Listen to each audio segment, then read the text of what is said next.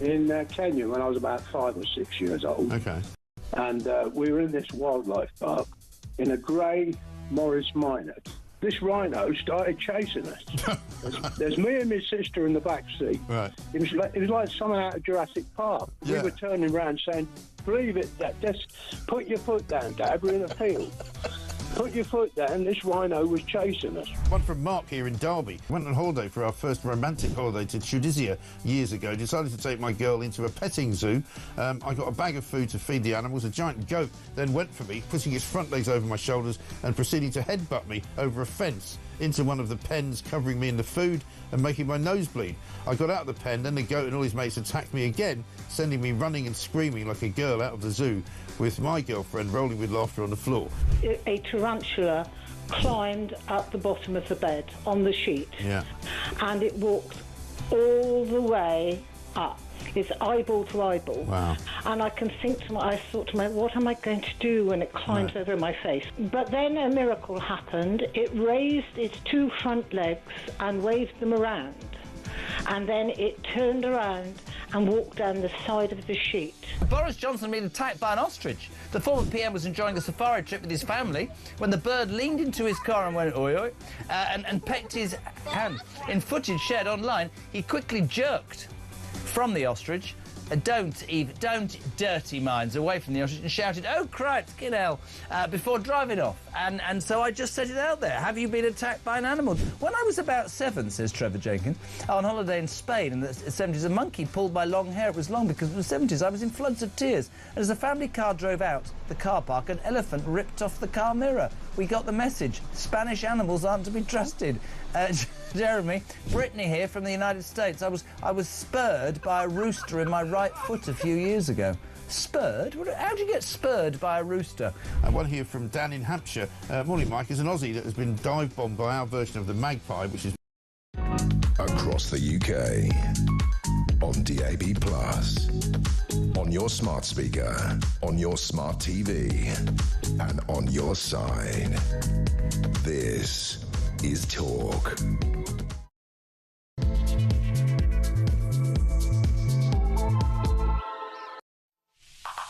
Well, a very good morning. This is Talk. I'm Peter Cardwell. Thank you so much for your company. Lots to discuss this Sunday morning. I'm here right through until 1 o'clock, so do stay with me. The Reform MP, James McMurdoch, resigning the whip over pandemic business dealings. We'll get into that story in just a second, what has happened there. Also exposed the British website delivering advertising Muslim virgin brides. This is an absolute disgrace. It gives advice on how you should beat your wife. Yes, really, and says women over 35 are essentially damaged goods. Horrendous, misogynistic, dreadful, anti-Semitic nonsense. Shouldn't be allowed in this country, and it is in this country. We'll talk about banning foreigners from claiming disability benefits. That's what the Conservatives are saying. We'll talk to the Shadow Chancellor, Mel Stride, a little bit later on. And Angela Rayner, the Deputy Prime Minister, wants to put banter police in your workplace.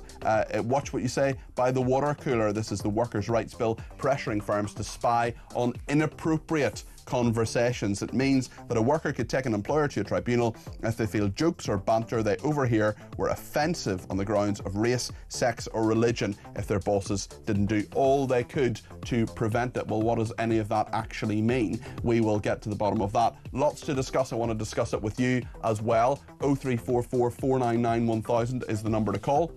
You can text me 87222 with the word talk in your text. You can tweet me at talkTV, follow me at Peter Cardwell. Send me a voice note, less than a minute please, otherwise Dave gets more annoyed than usual. You can send me a WhatsApp text message as well. You can send me you can pick up the phone and give me a ring as well, 0344 499 1000. The main number does those three things: the WhatsApp text messages, the WhatsApp voice messages, and to give me a ring for a live discussion on the air, 0344 499 1000. Let's get into it. Lots to discuss this morning. Stay with us here on Talk. Well, Bridget Phillipson is the Education Secretary. She didn't have time to join us this morning, but she's been talking to the BBC about how she feels the first year of Labour has gone. This is what she said. Colleague Jonathan Reynolds, the Business Secretary, said he'd give you 7 out of 10. What would you give yourselves as a government? I think I'd be inclined to agree with Johnny. I think that's about right. I think we have made enormous strides forward in a lot of areas. Of course, there's more to do. And of course, we hear what voters are telling us, that they voted for change, they're impatient for change, they want to see it and feel it in their communities. That's Bridget Phillipson, the Education Secretary, speaking to the BBC. Have you felt and are you experiencing the change that Labour has brought, the positive change that they want to talk about? They really feel that a year on, things are better than they were. What do you think? A lot of our viewers and listeners yesterday weren't convinced. 0344 499 1000 is the number to call. I want to talk as well about James McMurdoch. He was the unexpectedly elected Reform UK MP. He has now suspended himself from the party over a controversy in the Sunday Times today over pandemic business dealings. He's the MP for South Basildon and East Thurrock. The other four who were elected at the time, Rupert Lowe, now an independent, of course, Nigel Farage, Lee Anderson and Richard Tice, they are all people you might have expected to be elected. James McMurdoch was a complete wild card, very unexpected that he was elected, but he has been a loyal Reform UK MP. He's appeared on the station a number of times. He's now left the party in Parliament amid allegations surrounding business propriety during the pandemic. The party's chief whip, who is of course Lee Anderson, he announced yesterday about 1:20 that Mr Murdoch, who's the MP for South Basildon and East Thurrock, had removed the party whip from himself while the claims are investigated. This is a Sunday Times investigation into £70,000 of loans that were made to Mr McMurdoch that he took out during the pandemic. He took the decision to suspend the whip after the Sunday Times approached him with the allegations he borrowed tens of thousands of pounds under the government's bounce back loan scheme in 2020. He denies doing anything wrong, we should add, and says that all of his dealings were legitimate. All my business dealings had always been conducted fully within the law and in compliance with all regulations, says James McMurdoch. Well, let's speak to James Heal, who is the Deputy Political Editor of The Spectator. James, this kind of came out of nowhere, and investigation by the Sunday Times on their front page. What do you make of it? Well, clearly it's a story fraught with potential risk for reform, hence why James McMurdoch has acted quickly in resigning the whip.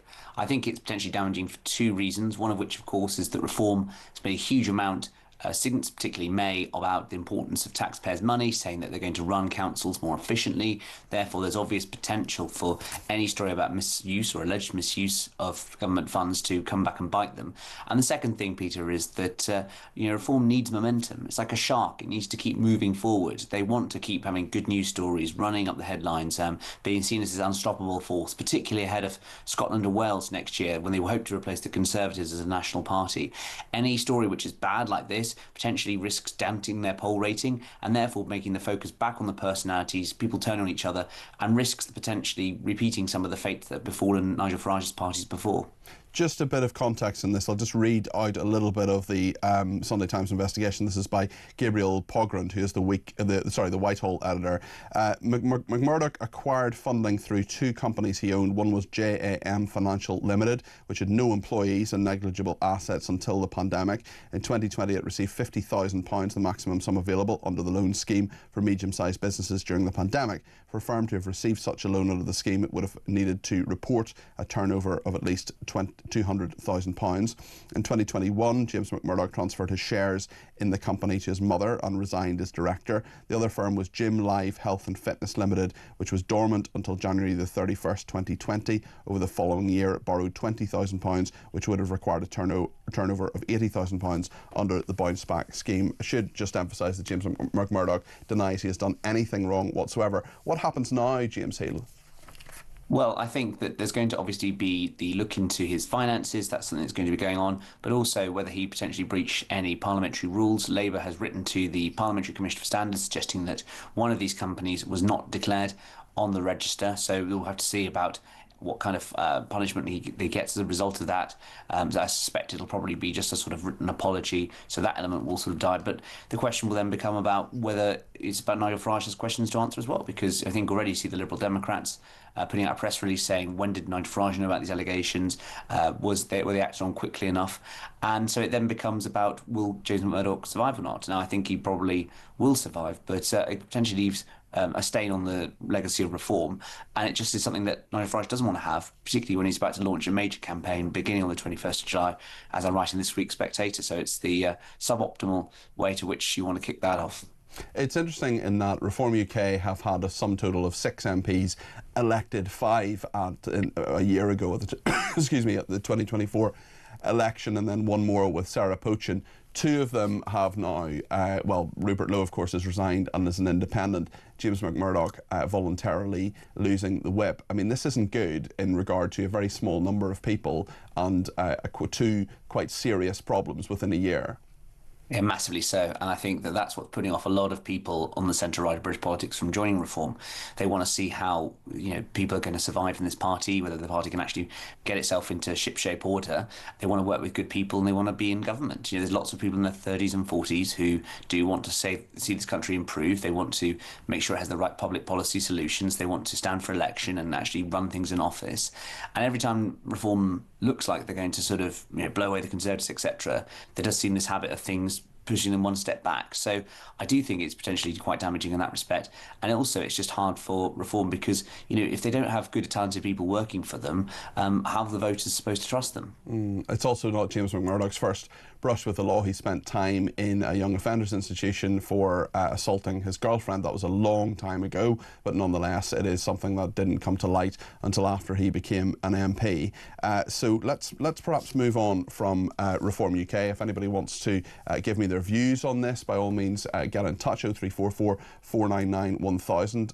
Lorraine has done that and says James McMurdoch has done the right thing by removing the party whip himself, unlike Labour, where we have dishonourable ministers who are prepared to lie on their CVs, call themselves solicitors without taking the exams, hide fraud and corruption, and take as many freebies as possible without any moral compass. Yet the media frenzy around Reform is shockingly gleeful. How about concentrating on the appalling fallout from Bob Villan's Glastonbury appearance, the synagogue firebombed in Melbourne, and the Jewish communities terrorised by Islamists? Well, Lorraine, look, we've got to report the news, we've got to talk about the news. We're going to continue doing that with James Heal. We spent almost the entire programme last Sunday talking about Bob Villan. We're going to talk about that more today, but certainly Reform UK are having problems today. There is no doubt about that with James McMurdoch. He denies any wrongdoing, but he has removed the party whip from himself. He says all my business dealings had always been conducted fully within the law and in compliance with all regulations. James Heal is still with me, and I wonder, James, if I could talk to you a little bit about the Workers' Rights Bill, pressure on firms to spy on inappropriate conversations. This is Angela Rayner putting the banter police in your workplace. I just wonder how you would get on with the banter police in your workplace, James. So would you be on a one-way trip to Wormwood Scrubs? Well, it is a spectator, so I'm not sure which of us would be first. I'm sure I'd be joined by several colleagues. And maybe me.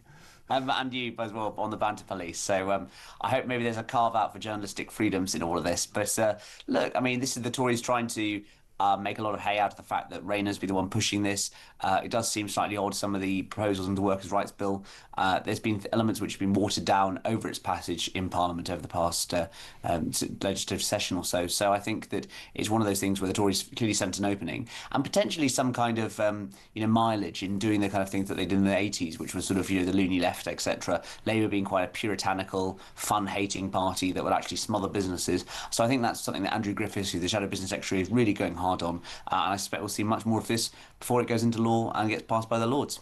And tell us just a little bit about the other story we're going to talk about today. The Conservatives saying foreigners should be barred from claiming key disability benefits to reduce the cost of Britain's welfare bill. This is thought from the Conservatives. How realistic is this? Do you think surely the human rights lawyers will be rubbing their hands with glee? Yeah, I mean, it's a real chicken and egg thing, isn't it, in terms of the benefits you can claim, but also the entitlements you are able to access under the law. So whether it's about a legal question or whether it's about social services provision, I think the Conservatives are all well saying this. I would just recall, of course, the last Conservative governments also saying similar things. So until we actually see what's going to be fundamentally different this time, I remain pretty sceptical that we're actually going to be able to stop this. James, thank you. That's James Heal, the Deputy Political Editor of The Spectator, joining us this morning. What do you make of these stories? 0344 499 1000 is the number to call. You can text me at 72222 with the word talk in your text. You can tweet me at talkTV, follow me at Peter Cardwell. Send me a voice note as well on the main number, 0344 499 1000. We'll play those out if you keep them to less than a minute. There was one very long one yesterday which also included a swear word, and as we know from I don't know if you saw the documentary on Friday night, A Year of Chaos, I may have let a word slip that needed to be bleeped. I didn't expect that to be included in the edit, which was quite interesting when I was asked for a one-word summation of how Labour has got on over the past year, which I'd be interested to hear more than one word from you, of course. And I took a long time to think and said mediocre, and then I suggested to the interviewee, who's one of our bosses, I said, oh, did Kevin just say? And the S word was used, and they of course bleeped that out, but it was quite funny. I just didn't expect them to use it. But listen, when you're on camera, you're on camera.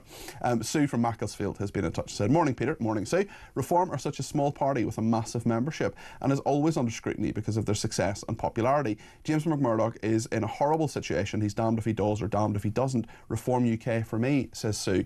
Okay, Sue, that's absolutely fine. That's a perfectly valid opinion. I just wonder, what if he has done something wrong? I mean, he denies this, of course, and we're happy to repeat his denial. He said all my business dealings had always been conducted fully within the law and in compliance with all regulations. But don't you think questions should be asked of all our politicians, no matter who they are, no matter which party they're from? Because, of course, anybody who is in public office needs to be scrutinised. That's what we're doing this morning. What do you think? 0344 499 1000. Maybe we should just leave him alone. Maybe that's something you think as well, and that's a perfectly valid opinion as well.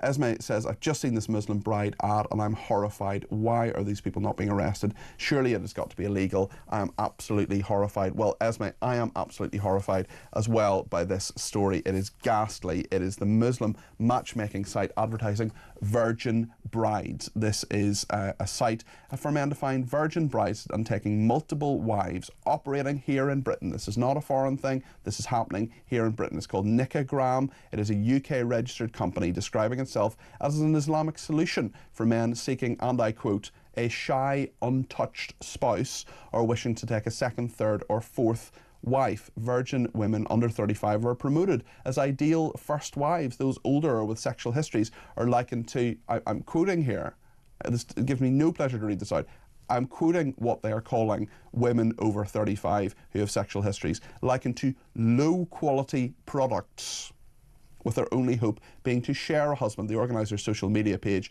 features a video on when to beat your wife, as well as claims that non-virgins can cause cancer and that women are intellectually defective. Both those things completely factually untrue, of course. It is a former NHS medic who was suspended for, guess what, anti-Semitism, is among the staff, Asif Munaf, and he was contacted by the Telegraph. Until that point, until the Telegraph contacted him, the site described him as their associate qualified doctor. This is happening in the UK right now. It is saying to people that they can take multiple wives. It's talking about women over 35 being low quality products. Absolutely horrendous. Absolutely dreadful. Christina's been in touch and says, hi Peter, I hope James McMurdoch will come back into Reform UK. Labour and others have done a far worse job. Look who got big financial help and is now in the Lords, and that's the Tories. Well, listen, there's no suggestion that anybody has done anything wrong in that, illegal or anything. Christina says Labour and Lib Dem should look at their own dishonest MPs. Dawn in Chelmsford said, it's so sad that Angela Rayner's new laws will put an end to office banter. No comments on dodgy haircuts and loud ties. I've had both of those things, and indeed on my shorts. And if someone has cream in a cake on the end of their nose, forget it, says Dawn in Chelmsford. Listen, there's lots more to discuss. We're going to go to our debate desk. Marley Morris is going to be with us, Associate Director of the IPPR left-wing think tank, and Reem Abraham, the Communications Officer at the Institute of Economic Affairs. I wonder what they will make of all of this. And you as well, use the break, pick up the phone, let me know your thoughts, 0344 499 1000.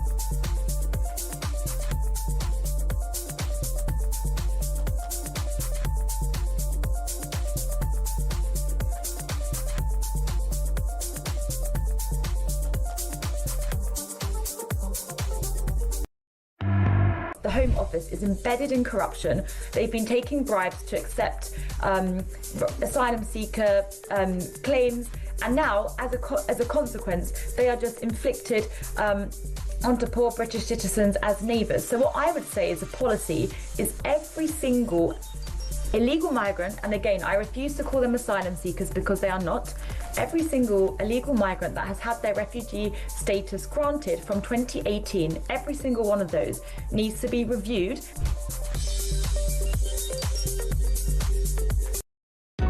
Across the UK, on DAB+, on your smart speaker, on your smart TV, and on your side. This is Talk. Well, thank you to everybody who's been in touch. Just been looking at my Twitter there during the break, and lots of people sending messages. Let me just see the last couple that came through. Angela says, you can have one word for me about UK Labour: liars, she says. And Jojo Wells says, Peter, I've got no issue with James McMurdoch being investigated by the press, but why are the same press, including yourself, too timid to expose the Nick Brown fiasco? Well, listen, let me tell you, I've said this on the air many times. I've asked a number of people in Labour, I've asked people who are behind the scenes, I've asked a number of people on a number of occasions what the line is on Nick Brown, and what they have told me is it was an ongoing investigation. It's now over because he's not an MP anymore. They won't give me the details of that publicly. I've heard various rumours that I'm not going to repeat because rumours aren't fact. I've contacted Mr. Brown, I've been in touch with him, I've said, please come on, please talk to me privately and tell me what happened, please come on my programme and tell me what happened. If you want to, you're very welcome to do so. What is the issue in regard to Nick Brown? Answer came there, none. I did not get a reply from Nick Brown. I did not get anything from the Labour Party other than saying this is an ongoing investigation, and of course it's not ongoing anymore because Nick Brown is no longer an MP. So I have looked into this, I have tried, I've heard lots of rumours, I've heard things behind the scenes. I'm not going to repeat them on air because I'm not going to libel someone, and I'm not going to get myself and this station, which I cherish very, very dearly, into legal trouble. So there's lots of stuff online, there are lots of rumours. Don't believe things that aren't facts. Don't believe things that you can't verify. Be very sceptical of what you read online because, listen, there's a lot around about this, but if I could give you a definitive account of what had happened, if Nick Brown would come on, if the Labour Party would tell me something on the record, then of course I would tell you. There's absolutely no way I'm keeping this from you, and I'm not sure there are lots of other members of the press who are better investigative journalists than me, and perhaps they could take this on because it is something that we get asked about an awful lot. Tom has been in touch and says anyone involved with this site, the Muslim site, in regard to marriage and the organisation won't dignifying them by using the name, should be arrested and deported. They're clearly not of British origin and do not deserve citizenship. We will talk about that in a second on our debate desk. And Natasha's been in touch and says that the James McMurdoch affair won't just damage reform. The public are so sick of the hypocrisy from Labour MPs and MPs in general. There will simply be no option at the next election because none of the other parties care for this country or British citizens. I should say that James McMurdoch denies that he has done anything wrong. He says all my business dealings had always been conducted fully within the law and in compliance with all regulations. We'll talk about that as well. But first of all, before we go to the debate desk, I just want to play a little clip from Bridget Phillipson speaking to Laura Kuenssberg on the BBC this morning. This is in regard to how Labour have done over the last year. I wonder what you think about it. We'll be finding out what Reem Abraham and Marley Morris think in just a second, but let's hear what Bridget Phillipson said first. Your colleague, Jonathan Reynolds, the business secretary, said he'd give you 7 out of 10. What would you give yourselves as a government? I think I'd be inclined to agree with Johnny. I think that's about right. I think we have made enormous strides forward in a lot of areas. Of course, there's more to do. And of course, we hear what voters are telling us, that they voted for change, they're impatient for change, they want to see it and feel it in their communities. Reem Abraham is with me from the Institute of Economic Affairs. Great to have you in the studio. And Marley Morris, I think it's the first time we've been in the studio together. Hi. Marley is Associate Director for Migration, Trade and Communities at the Institute for Public Policy Research. Marley, would you give Labour 7 out of 10, more or less, over the last year? Well, I think it's good to see politicians being up front and frank and actually giving a number out of 10, which I haven't seen before. I think that's a reasonable assessment for them to make. Clearly, there have been big investments, big down payments in the future. Huge, big capital spending and of our money, in of taxes, which are almost certainly going to have to rise. Absolutely, which I think is part of the government's overall industrial strategy and will provide support for the future. But as we saw in the US with Biden, you have these big investments. It doesn't necessarily translate into a political victory in the short short term because it takes time for these investments to pay off. So I think the challenge for the government now, moving into the next year, is okay, how do you actually deal with the current issues the public are facing? Cost of living crisis, challenges. Surely in that was the the point NHS. in the last year, Marley. Well, clearly, the government was responding to huge fundamental challenges, both, with the government finances, with public services. So at what point do you then say, right, we've now got to hold Labour responsible for the state of the country? Because a year seems to me to be a fairly reasonable period of time. Yeah, and clearly there needs to be much more to do. And I think one of the things that's been missing from this first year, which has been largely focused on managing some of the challenges that was laid to them by the previous government, is now about setting out a clear argument and vision for the future, and that's going to be essential for them to get back on the front foot for the next few years. Reem, 7 out of 10? I'd probably give every government over the last 50 years minus 100 out of 10. I think what's important to note here is that what we have seen over the last year or so is the government have taken a pretty shoddy sort of recipient of what the government had left over the last 14 years. Stagnating economy, highest tax burdens in the Second World War, huge amounts of public spending, GDP, public spending as a percentage of GDP about to get over 50%, which is absolutely insane. The majority of the economy was about to be the government. Debt to GDP ratio over 100%. Extremely, extremely high. Already an extremely difficult situation and made things even worse. We've got the jobs tax, increasing national insurance contributions for employers, meant that hiring people is now so much more expensive. It means that for millions of people across the country, there are vacancies that were there that are now no longer there. For millions of businesses across the country, it means that it's so much more expensive to hire people, but that's just one thing. There are also new regulations that are coming into play, many of which originated under the previous government. I'm thinking of things like the Employment Rights Bill that are now going to make things so much more difficult for workers and so much more difficult for employers. Do you think that the Employment Rights Bill will make things more difficult for workers and employers, Marley? No, absolutely. I think the Employment Rights Bill will protect workers. You're seeing greater protections in the labour market, and I think actually that's good for employers. A lot of employers support these types of changes because it means that workers will be happier, it means that we'll have more sustainable businesses. I'll tell you which kind of employers support this kind of regulation. It's the big businesses that are able to absorb those regulatory costs. But if you're a smaller business, it's much more difficult for you to do so. This is a thing that's actually quite interesting. Governments will come out and say, I've got this businessman and this businessman, and they're all supporting these new regulations.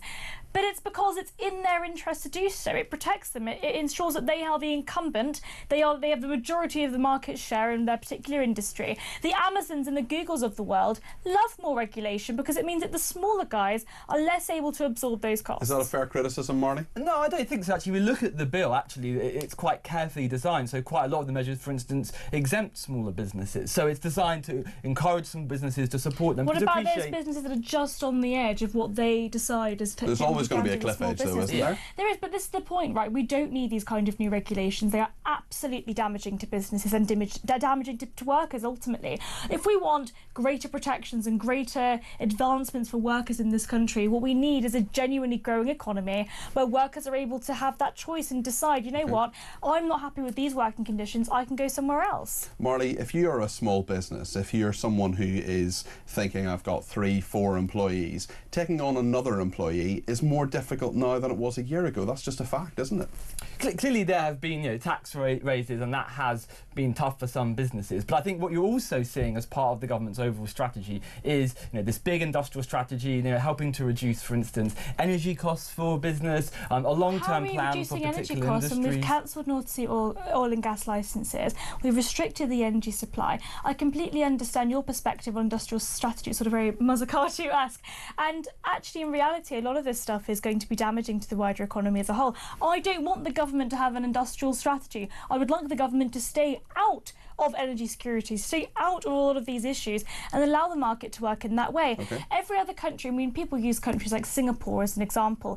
The reality is Singapore would have probably been wealthier if it hadn't had some kind of central planned industrial strategy. We need the government to stay out of this stuff, and as you said earlier, so the government should stay out, Marley? Taxpayer money. Well, that's the approach we've had over the past couple of decades, and no, we haven't. The highest tax burdens in the Second World War. We haven't had that approach let him speak. We haven't had an effective industrial strategy that's tried to direct the state towards areas of the economy where there's any potential industrial strategy led by the government will always be ineffective. They don't have the market mechanism. Okay, let Marley have a say. No, absolutely not. I mean, I think there are clearly areas of the economy where there's huge potential for growth. There are parts of the country that are being held back currently. They're being held back by the government. Well, I think by high energy costs. As I said, that's one of the things that industrial strategy because of the government. is because the government have cancelled North Sea oil and gas licences, restricted energy supply. You're absolutely right about the problems, but you're not really understanding why that is happening in the first place. It is the government's fault. Why do we have high energy costs? You're absolutely right. It's a huge problem. But why do we have that in the first place?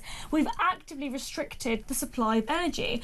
The fact that after Russia-Ukraine, we are, well, still going on, but the fact that after the initial supply shock, we weren't able to then respond to that by increasing our own supply of energy is clearly evidence of the fact that these problems are the government's fault. No, the answer is a shift towards renewable energy, which is exactly what the government is focused on. You know, we can't control these high prices that are set globally, but we can control the shift to renewable energy that will help to bring down costs. Okay, thank you both very much. We're going to go back to the debate desk with Marley and with Reem very soon, so stay with us and get your call in to let us know what you think of what they're saying.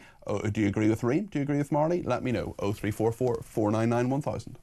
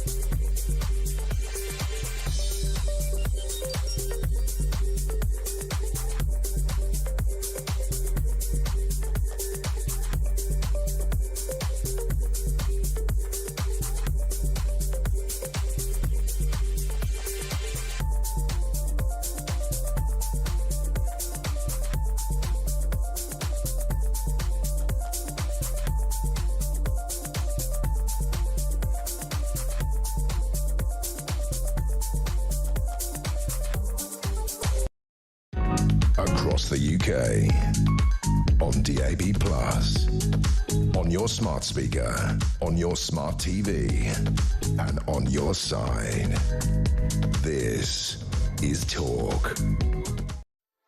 Well, thank you so much to everybody who has been in touch, including someone who says ban foreigners from claiming disability benefits, say Tories need to remove disability from that sentence. Which other country could I move to and expect to be given anything nearly as much as soft Britain? The spoiler alert, none.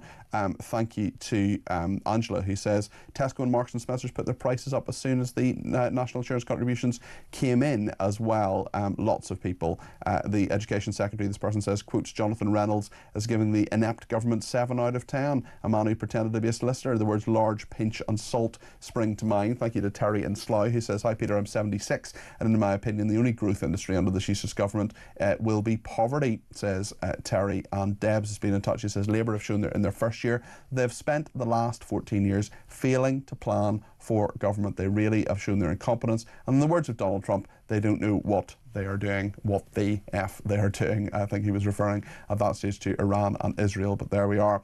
On the Muslim bride side, this is an absolutely horrendous story. A person's been in touch to say, why are we allowing these people into our country when they don't integrate and hate everything about our culture? As for having 4 wives, that is illegal in this country. It's actually not, but it shouldn't be encouraged. If you've married those wives in another country where it is allowed and bring them here, you're still legally married to them. I think there's a debate at the very least about that. But this is the Muslim matchmaking site. It is called Nikagram, and it's aimed at men finding virgin brides to take multiple wives. It describes itself as an Islamic solution for men seeking, and I quote, a shy, untouched spouse or wishing to take a second, third or fourth wife.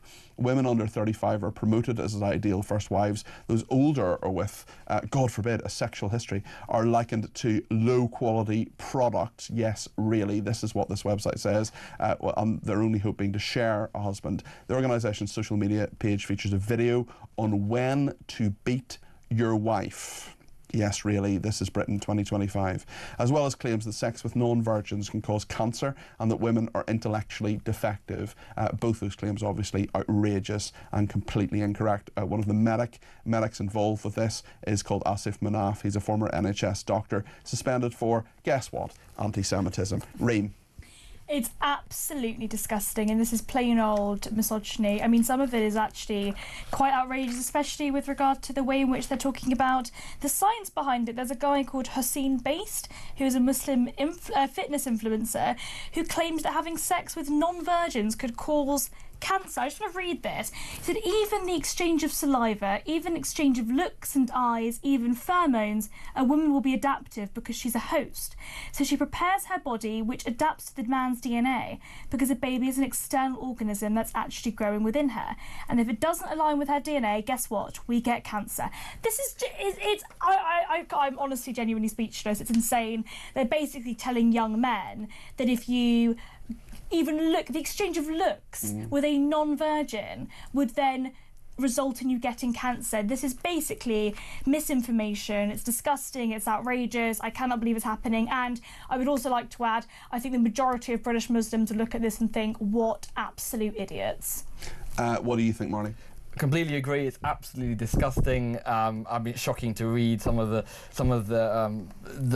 statements here about trying to claim ways for you to hide the fact that you're beating your wife. Absolutely disgraceful examples here. What do you think? I think it should be. I think it should be against the law. I think. Well, it is. I think it is. I think it's going to be removed very soon. I certainly hope it will. But Marty, what does it say about our society that people think they can put this online and get away with it? Yeah, I mean, I think this reflects a wider concern, which I think we've seen in numerous parts of the UK around young men being attracted to misogynistic language online, to arguments online, people like Andrew Tate, various others who are selling particular lifestyles that are really disturbing and that treat women like objects. Is this Andrew Tate stuff? No, or is I don't think so. I think this is completely different. I mean, Andrew Tate is sort of representative and sort of a reaction of the kind of weak men that we see in society today, I think. I mean, as a young man, especially if you don't have a father in your life, you look towards these kind of figures and think, you know what, somebody like Andrew Tate, who has loads of money and is able to be around lots of women and actually be able to talk to women in that way, the kind of antithesis of the incel is what Andrew Tate is. This is, I think, in some ways, the same similar kind of vulnerable men might be attracted to Andrew Tate, maybe attracted to this kind of thing, but it is a very, very different setup, different ideology, different perspective. And speaking of the ideology, Reem, they will be using Islam as the basis for this. Well, just tell us your interpretation of that. Yes, and to be very clear, in Islam, you are not allowed to hit your wife. That is not allowed, it's not a thing. You are not allowed to judge other people, for example, for their sexual histories. The Prophet Muhammad, for example, had said many times he would talk to these women, he would build relationships with them. He married women that were unmarried, that maybe had children in order to protect them. I mean, this is really, the teachings that they are discussing here is completely an antithesis to what Islam is supposed to be. It's interesting, I spoke to somebody very recently who I interviewed for the IA's YouTube channel called Mustafa Akil, and he's an Islamic scholar over in the US. Now, for some reason in the US, they don't have this stuff. This doesn't really happen, right? Most Muslims in the US are extremely liberal. They are, they practice their faith in their own way, but in the same way many Christians do, but they're integrated. A lot of them come from sort of middle-class families in like Lebanon in the Arab world. Whereas in the UK, we've imported very, very different types of people. Many of them come from the villages of Pakistan, and a lot of those individuals have very, very backwards perspectives. So the question I was asking, why do we have this problem in the UK and in Europe, but we don't have this problem in countries like the US? And I think it's really interesting. They interpret Islam in the most disgusting and abhorrent way, a way that the majority of Muslims in the US do not do. The majority of Muslims in the US are extremely liberal. They completely understand and integrate into Western society. I think there are two reasons. First of all, it's the type of people that integrate, it's the type of people that immigrate to the UK. But I think it's also in the US there is a very strong sense of identity that we've lost in the UK. So there isn't even something to integrate into, right? I mean, we all know what being British means, but can we really pin it down? Do we know what being British means? Do we know what British values are, Marley?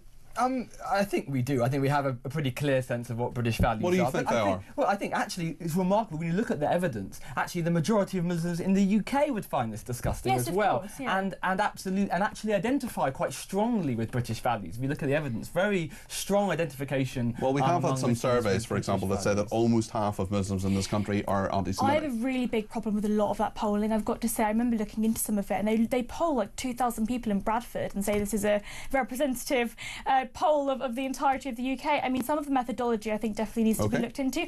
But I do think there is absolutely a political Islam problem in the UK, don't get me wrong. I think that the polling that suggests that the majority of British Muslims are anti-Semitic and hold these views are incorrect. But we do have a problem here. We do see, for example, sectarian voting. We've seen people voting for their members of parliament based on what's happening over in Gaza rather than what's happening over in the UK. And that is a problem, these community-based. I think a lot of it is the problem with integration. You know, we really need to think about why do they think that these kind of perspectives are acceptable to hold in Britain. Okay, Todd Davison has been in touch from Cambridge. He says, morning, Peter. In the 1953 edition of the New Oxford Dictionary, there's a quotation that went, a spaniel, a woman and a walnut tree, the more you beat them, the better they be. That is a filthy and disgusting passage. And we in Britain have worked hard to make such things socially unacceptable and remove them from the lexicon. It just shows how culturally backward some people are, and these attitudes have no place in the United Kingdom, says Tad. Thank you for that. Marley is talking tosh, says Howard. Just like the government, employees will feel more secure and happier in work. Tosh, you can't even sack anybody for incompetence these days. They have to commit murder or worse, misgender someone. Marley, what do you make of that?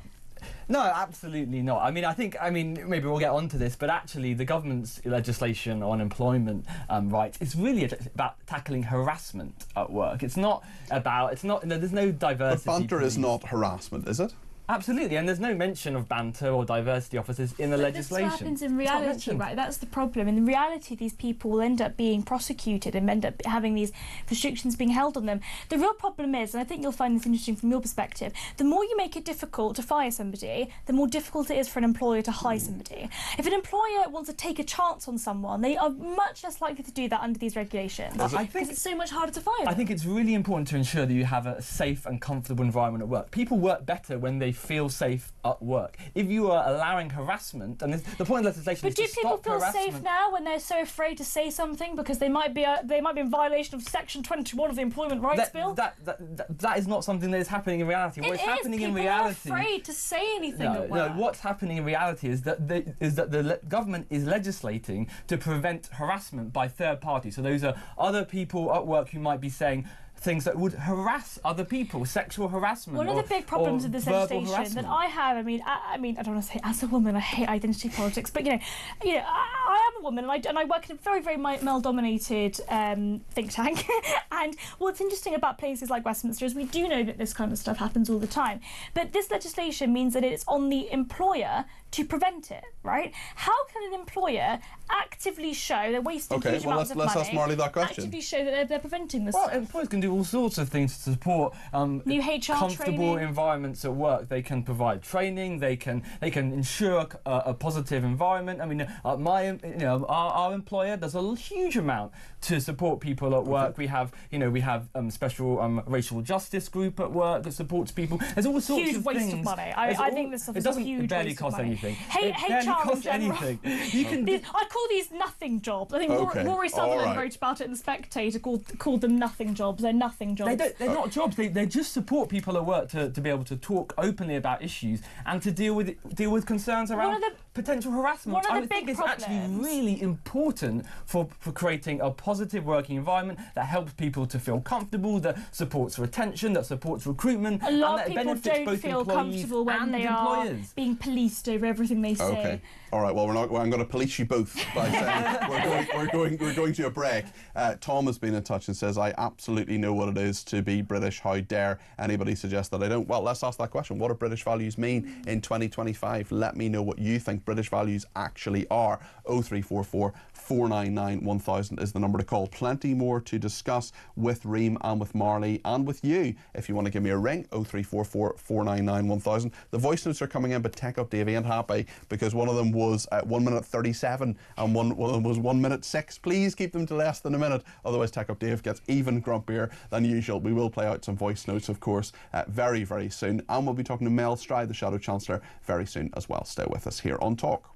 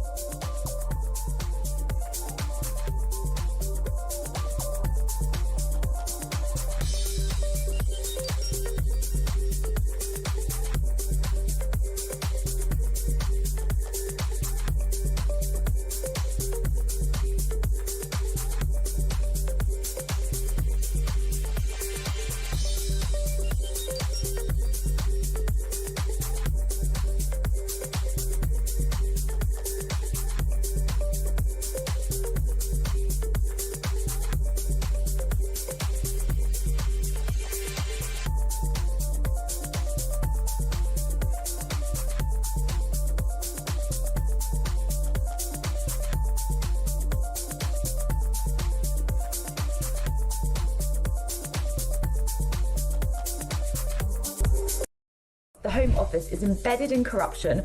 They've been taking bribes to accept asylum seeker claims, and now, as a consequence, they are just inflicted onto poor British citizens as neighbours. So what I would say is a policy is every single illegal migrant, and again, I refuse to call them asylum seekers because they are not, every single illegal migrant that has had their refugee status granted from 2018, every single one of those needs to be reviewed.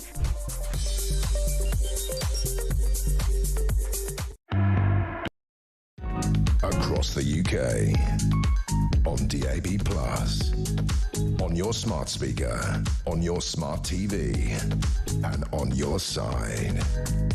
This is Talk. Well, thank you so much to everybody who has been in touch, including Penny from Essex, who says, from my experience, the majority of Muslims want to change our culture to theirs and are definitely anti-Semitic. The majority of migrants coming over are Muslims. We are very quickly becoming Islamised. Everyone I speak to agrees, and that appalling website proves it, says Penny. Jill in Cheshire says, on the subject of the Muslim matchmaking site, what worries me is that these people would not have put this out publicly a few years ago, as they would fear a backlash. Now they must feel that the powers in this country may allow this in order to show how tolerant they are, and that even if they don't like it, there won't be any repercussions. This really frightens me for the future. Well, Jill, I agree with you, and I brought that up with the debate desk panelists as well, talking about, you know, the impunity with which this happened.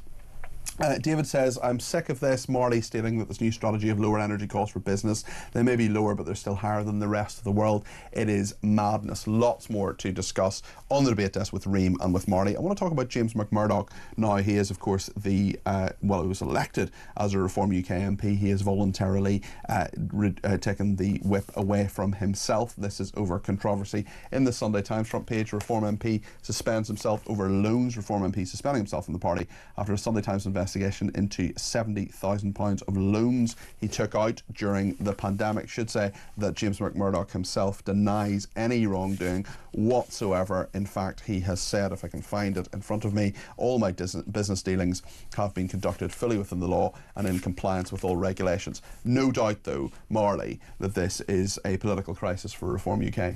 Yeah, I mean, look, obviously I don't know the precise details of this case. It might be that that he is completely exonerated, but clearly a concern that out of the 5 MPs that were elected last year, 2 are no longer, currently at least, Reform MPs. I mean, that's 2 out of 5. That's not a great record, and clearly suggests there needs to be a lot more scrutiny of Reform candidates.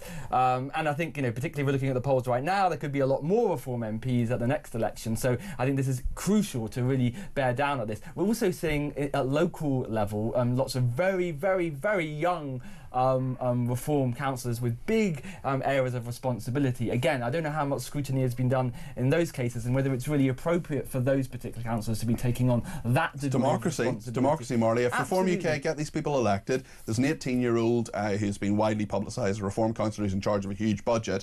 I mean, that's democracy, that's Reform UK. Lefties all want 16-year-olds to be able to vote. They all want the young to be engaged in politics, but as soon as they're right-wing, no, they're not responsible enough for that, are they? Marley? I think let Marley respond to that. No, I mean, look, it may well be that these candidates are really strong, that they can do the job well, but I think it's right to raise questions when you have, you know, very, very young MPs with not necessarily Would you give 16-year-olds the vote? Record of experience. Absolutely, but it's different to... Do you not see the hypocrisy around that? No, I don't. I want young people to be engaged in politics, but as soon as they're right-wing, no. No, I mean, absolutely. I want all young people to be engaged in politics, whether they're left-wing or right-wing. But I think it's reasonable to raise questions over people who lack experience going into very senior roles and taking on responsibility. I do think, well, we've got no problem with young Labour councillors, do we? I think what's interesting is the fact that Reform have got a lot of young people interested in the party themselves. But I do think you're right, the vetting process does need to be verified. What do you make of James McMurdoch and what has happened? I think James McMurdoch is a very lovely person that has done an incredible job representing. I've met him a few times and I think he's a wonderful person that has definitely done the right thing. I mean, the fact that he has resigned the whip, you know, voluntarily, said let's do an investigation. I'm more than happy to engage in the investigation itself. I think it's a very, very good thing. I mean, look, you're absolutely right. Politically, for Reform, this is difficult. I've got to say, though, I've got a feeling that the majority of people that vote Reform will probably not care about this in 4 years' But the fact is, with one person, you've got, you know, we didn't know about his assault conviction in the time he'd spent time behind bars as a result of assaulting his girlfriend many years ago, now a spent conviction, but nonetheless something that happened. And there's now this question over financial propriety, which he denies he's done anything wrong. That is 2 pretty major issues about 1 MP. Yeah, you're right, and politically it's pretty bad, and I think that they've got to get their story straight. At the same time, James is probably the best example of somebody that has actually been rehabilitated and, you know, made certain decisions that are absolutely abhorrent and he regrets, and then after that has been able to reform his life, turn his life around so much. And I think that when it comes to financial propriety, again, we've absolutely no idea what the facts are. I'm hoping the investigation will Well, there's tell some us of what them that in the looks Sunday like. Times. There are clearly questions to answer, but I'm sure those questions will be answered. And just to reiterate, James McMurdoch denies that he has done anything wrong. I want to talk now about the plan to scrap the 2-child benefit cap. It is apparently dead after the retreat on welfare. This is plans to shelve the 2-child benefit cap after Labour's £5 billion retreat on welfare, according to Downing Street sources. My assessment, says a Downing Street source to the Times, says that it is now dead in the water. MPs will need to acknowledge that there is a financial cost to not approving welfare changes, whether that's tax rises or not scrapping the 2-child benefit cost. Marley, we had an absolute shambles in the last 10 days over welfare in this country, did we not? I mean, clearly the government's in a really difficult position here because it was planning to make some significant savings. It also, I think, there was some intention, I think, to make further changes and scrap the 2-child limit, which would have cost more money. So, and it's got a clearly very tight kind of fiscal framework to work within. So it's clearly tough for the government. I do think there are options though here. I mean, I think we're talking around £3 billion is the cost of lifting the 2-child limit, which would have a huge impact on tackling child poverty. Should it be lifted, in your opinion? Yeah, because we estimate it would lift about 420,000 children out of poverty. It's a huge, very cost-effective way. How are we defining poverty here? Effectively, well, relative poverty, which is you know the definition. It's below. This is the problem, right? Relative poverty is defined as 60% below median income, yeah. Which is not, in my view, an adequate definition of what poverty is. Just because you are, in comparison to the middle class, doing less bad doesn't mean you're in poverty. Poverty is definition. I think absolute poverty is probably the best definition to look at. People that are genuinely struggling, right? When we use the word poverty, it's very politically charged. We've got to be very clear about what we're talking about here. Okay. This is not poverty. Well, I mean, either way, this measure. Hold on 1 second. I will come back to you, Marley, I promise. I just want to hear what Bridget Phillipson, the Education Secretary, has been saying. This is what she told Sky News a little bit earlier on this morning about the lifting or not lifting of the 2-child benefit cap. So together with the Work and Pensions Secretary Liz Kendall, I'm leading the Child Poverty Task Force, and what we're looking at is every way that we can lift more children out of poverty. It is the moral mission of this Labour government to make sure that where you're from doesn't determine what you can go on to achieve. And too many children in our country right now grow up in poverty, and we're determined to change that. And we're not waiting around for that. We've already expanded free school meals eligibility. I have also always been clear, as has Liz Kendall, that through the work that we're doing, we will look at measures in the security system, as well as every way we can lift children out of poverty. Bridget Phillipson there, the Education Secretary, speaking to Sky News. Marley, what do you make of what she said there? Yeah, look, I mean, I think that the government clearly wants to take action here. The challenge is, can it find the money to do so? And I think there are ways to raise tax at the next budget. Raising taxes, seriously. The highest tax burden since the Second World War. It's now, I think, actually above that peak. Where are we going to find this money? Well, this wouldn't be about raising tax, on working people. It wouldn't be about raising income tax. Because they've already done that with employees' national insurance employees' national insurance. So what do you do? Who do you raise the taxes on? You could, for instance, equalise capital gains tax with income tax, which we estimate would raise about 14 billion a year, which would cover these costs. That's if behaviour doesn't change, but as we know, as taxes change, behaviour changes. If we were to increase capital gains tax, which is already extortionately high, it would reduce the amount of investment we have in the UK. So I'm assuming those estimates would change. The problem with tax change is it does affect behaviour. Not all taxes are created equally. People do change what they do, and I'm sorry, but the UK is stagnating. We have some of the highest taxes, huge amounts of regulations, as we've already discussed, that are making businesses struggle in this country. Why are people in poverty? Why is the cost of living so high? Why is energy costs so high? It's because the government have failed to allow the economy to grow. Get the government out of the way, allow people to keep more of what they earn. Okay, let's hear what Marley has to say about what you had to say there. Well, I think the reality is that changing these tax would help to increase income for the government. It would help to pay for both the disability. Why don't we cut spending? Why don't we let him talk. Let him talk. I mean, the government is working with a very tight framework, so it has made some tough choices. I mean, obviously, it did What tough choices has the government made? Well, it's been very restricted, for instance, in terms of the spending review. There have been, not significant increases in the number of increase the NHS budget by 30 billion. Well, we absolutely need to increase the NHS budget because of the demand. I mean, the demand is increasing. Let him speak. But just to go back, I think really important to go back to your point about the 2-child limit, which is what the kind of topic of this conversation. So, I mean, first of all, we know that this would also address absolute poverty as well as relative poverty. Are you really saying that you think it's fair that children who just no for no fault of their own, because they are in families with more than 2 children, should have no access to those benefits? Do you think that's fair? Because those children, it's not their responsibility, and we know from the evidence that this policy has not helped. Well, let her answer that point. Completely understand. It's very easy to use children and make things very politically charged. It's very difficult to say I'm going to take money away from children. It's very difficult, and we all know Thatcher milk snatcher. It's very difficult to make those arguments.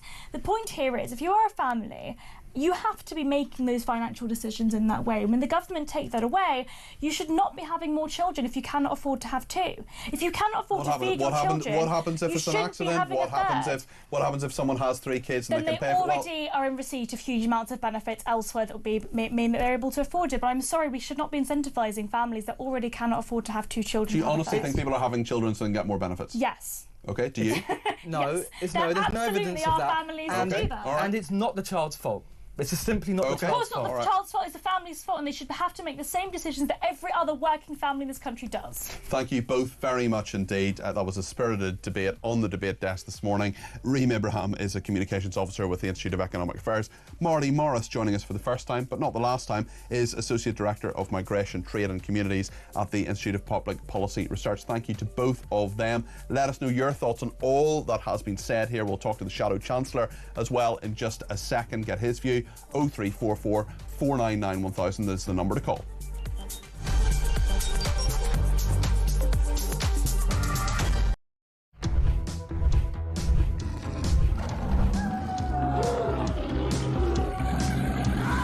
We've just been talking in the office here about how many of us have been attacked at some point or other by some form of flying beast or any wildlife. I mean, so we'll take your stories this morning. Hello, this story is concerning wildlife. It's concerning a rhino. A rhino? Right? Yeah, okay. rhino. I used to live in Kenya when I was about 5 or 6 years old. Okay. And we were in this wildlife park in a grey Morris Minor. This rhino started chasing us. There's me and my sister in the back seat. Right. It was like something out of Jurassic Park. Yeah. We were turning around saying, "Believe it, Dad. Just put your foot down, Dad. We're in a field. Put your foot down." This rhino was chasing us. One from Mark here in Derby. Went on holiday for our first romantic holiday to Tunisia years ago. Decided to take my girl into a petting zoo. I got a bag of food to feed the animals. A giant goat then went for me, putting his front legs over my shoulders and proceeding to headbutt me over a fence into one of the pens, covering me in the food and making my nose bleed. I got out of the pen, then the goat and all his mates attacked me again, sending me running and screaming like a girl out of the zoo, with my girlfriend rolling with laughter on the floor. A tarantula climbed up the bottom of the bed on the sheet. Yeah. And it walked all the way up. It's eyeball to eyeball. Wow. And I thought to myself, what am I going to do when it climbs over my face? But then a miracle happened. It raised its 2 front legs and waved them around.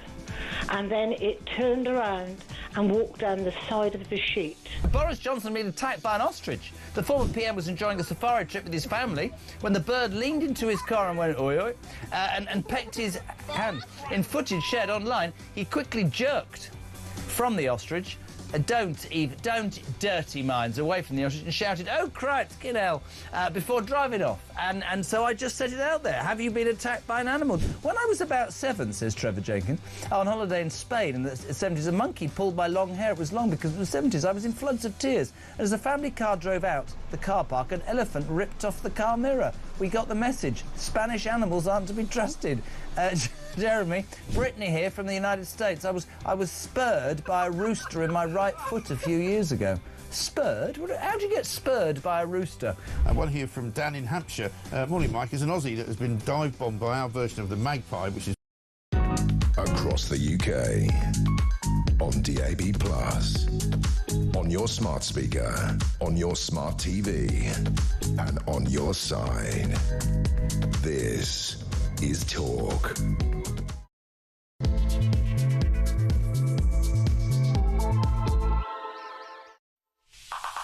Good morning, this is Talk. I'm Peter Cardwell. What do British values mean in 2025? We're asking that question because there's a lot of threats to those values. Angela Rayner and her banter police, for example. Also the emergence of a website saying to Muslim men that they should marry virgins and that women who are over 35 and have a sexual history are essentially damaged. Horrendous, absolutely dreadful, shouldn't be allowed. Loads of people getting in touch about it. Maybe you're one of them. Maybe you want to get your voice on the air. 0344 499 1000. That's the number to call today. We'll be talking to the Shadow Chancellor, Mel Stride, in just a second. We'll ask him about welfare reform. He's the former Work and Pensions Secretary. Lots to discuss about that. Also, the Reform MP, James McMurdoch, resigning the whip over pandemic business dealings. He denies he's done anything wrong. We'll talk about whether foreigners should be banned from claiming disability benefits. That's what Mel Stride is talking about this morning. We'll ask you as well about this website and the Muslim brides. minutes. We'll talk as well about Kneecap. They have called out Keir Starmer for saying the group should be banned from the Glastonbury Festival. For once, I agree with Keir Starmer, and Keir Starmer and I are as one on this issue. Even a stop clock tells the right time twice a day. Loads to discuss here on Talk between now and 1 o'clock. 0344 499 1000 is the number to call. You can text me 87222 with the word talk in your text. You can tweet me at talkTV. Follow me at Peter Cardwell. You can send me a voice note, less than a minute please. You can send me a WhatsApp text message or give me a ring on the main number. All those three things on the main number. 0344 499 1000. Stay with us here on Talk.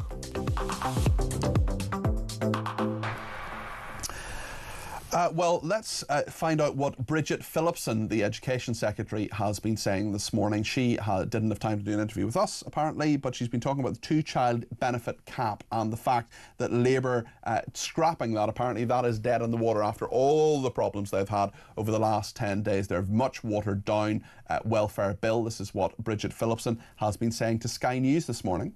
So together with the Work and Pensions Secretary Liz Kendall, I'm leading the Child Poverty Task Force, and what we're looking at is every way that we can lift more children out of poverty. It is the moral mission of this Labour government to make sure that where you're from doesn't determine what you can go on to achieve. And too many children in our country right now grow up in poverty, and we're determined to change that. We're not waiting around for that. We've already expanded free school meals eligibility. I have also always been clear, as has Liz Kendall, that through the work that we're doing, we will look at measures in the security system as well as every way we can lift children out of poverty. That was Bridget Phillipson talking to Sky News. She also did an interview with the BBC where she talked about Labour's first year to Laura Koonsberg. Your colleague, Jonathan Reynolds, the business secretary, said he'd give you 7 out of 10. What would you give yourselves as a government? I think I'd be inclined to agree with Johnny. I think that's about right. I think we have made enormous strides forward in a lot of areas. Of course, there's more to do. And of course, we hear what voters are telling us, that they voted for change, they're impatient for change, they want to see it and feel it in their communities. Well, thank you to the person on welfare who has been in touch. He doesn't want their name used on air, and that's absolutely fine. Sir Mel has called the welfare bill chaotic and warned it won't curb welfare spending or protect the vulnerable, while also saying that tax rises are now inevitable in the autumn budget. So what's clear is that Conservative-led welfare reforms, what would actually they support instead, especially for personal independence payment and universal credit, that both ensure fairness and actually reduce spending without pushing up tax as well. To that unnamed person, I will try to ask that to Sir Mel Stride, who joins me in a second. Quite a number of people getting in touch about British values as well. We're asking the question today. What do British values mean in 2025? And Neil says it infers respectable traits. Unfortunately, most modern Britons are obnoxious, untrustworthy, selfish and lazy. These, I believe, are your British values, says Neil, who's clearly not happy about that. Reem is an excellent guest, articulate, intelligent, and offers good constructive arguments, says Mark. Even though I basically disagreed with everything Marley was saying, we'll definitely have him on again. Really interesting guest as well. Lynn says that Reem wiped the floor with Marley. I was with her 100%. That is why Labour are doing badly and will continue to be useless. So there we are, says Lynn. And Brian in Wiltshire says, in my many years' experience of a working environment, we're talking this morning about these banter police in the workplace. This is what Angela Rayner wants. In my many years of experience of a working environment, one sensitive soul in the workplace can ruin the positive, fun office environment from the majority workforce who have to tiptoe around them. Usually that same sensitive soul is disruptive to output rather than participating. This Labour policy is kowtowing to the minority rather than the majority and will cause further tensions in the workplace. That's Brian in Wiltshire there. Well, let's speak to the Shadow Chancellor, Sir Mel Stride, who is with us now. Sir Mel, good morning. Good morning, Peter. Quite a few things I want to ask you about. Let me ask you about what your party is saying, first of all, about banning foreigners from claiming disability benefits. Tell us about this policy, why you've decided to put this forward. So it's actually an amendment that we're tabling to the welfare bill that's going through Parliament at the moment. And it's basically calling on the government to come forward with a discussion document to look at the issues around benefits received by foreign nationals as distinct from British nationals. We know that the amount spent on those benefits, including around health benefits, for example, are very high. And we believe that there is a case for looking at restricting those benefits to those who are British nationals rather than foreign nationals. But we want to have a discussion document because we appreciate that there are all sorts of issues that then come into play around that. But we think it's an important area that we should be looking at in terms of controlling the welfare bill. How could you do it legally, and wouldn't human rights lawyers be rubbing their hands with glee? Well, there would be those who clearly have settled status in our country, and some of those people would be under the arrangements that came into place when we left the European Union. And of course, we wouldn't expect any of those measures to affect them at all. But we think there is just a space, and an important space now, that should be there to have those discussions around this particular issue. And that's why we're coming forward with that amendment to the welfare bill. The government's never going to go for it, Sir Mel, are they? I'm sorry, it's very crackly when you're speaking. I'm just going to say that the government is never going to go for that amendment. It's just going to get defeated, isn't it?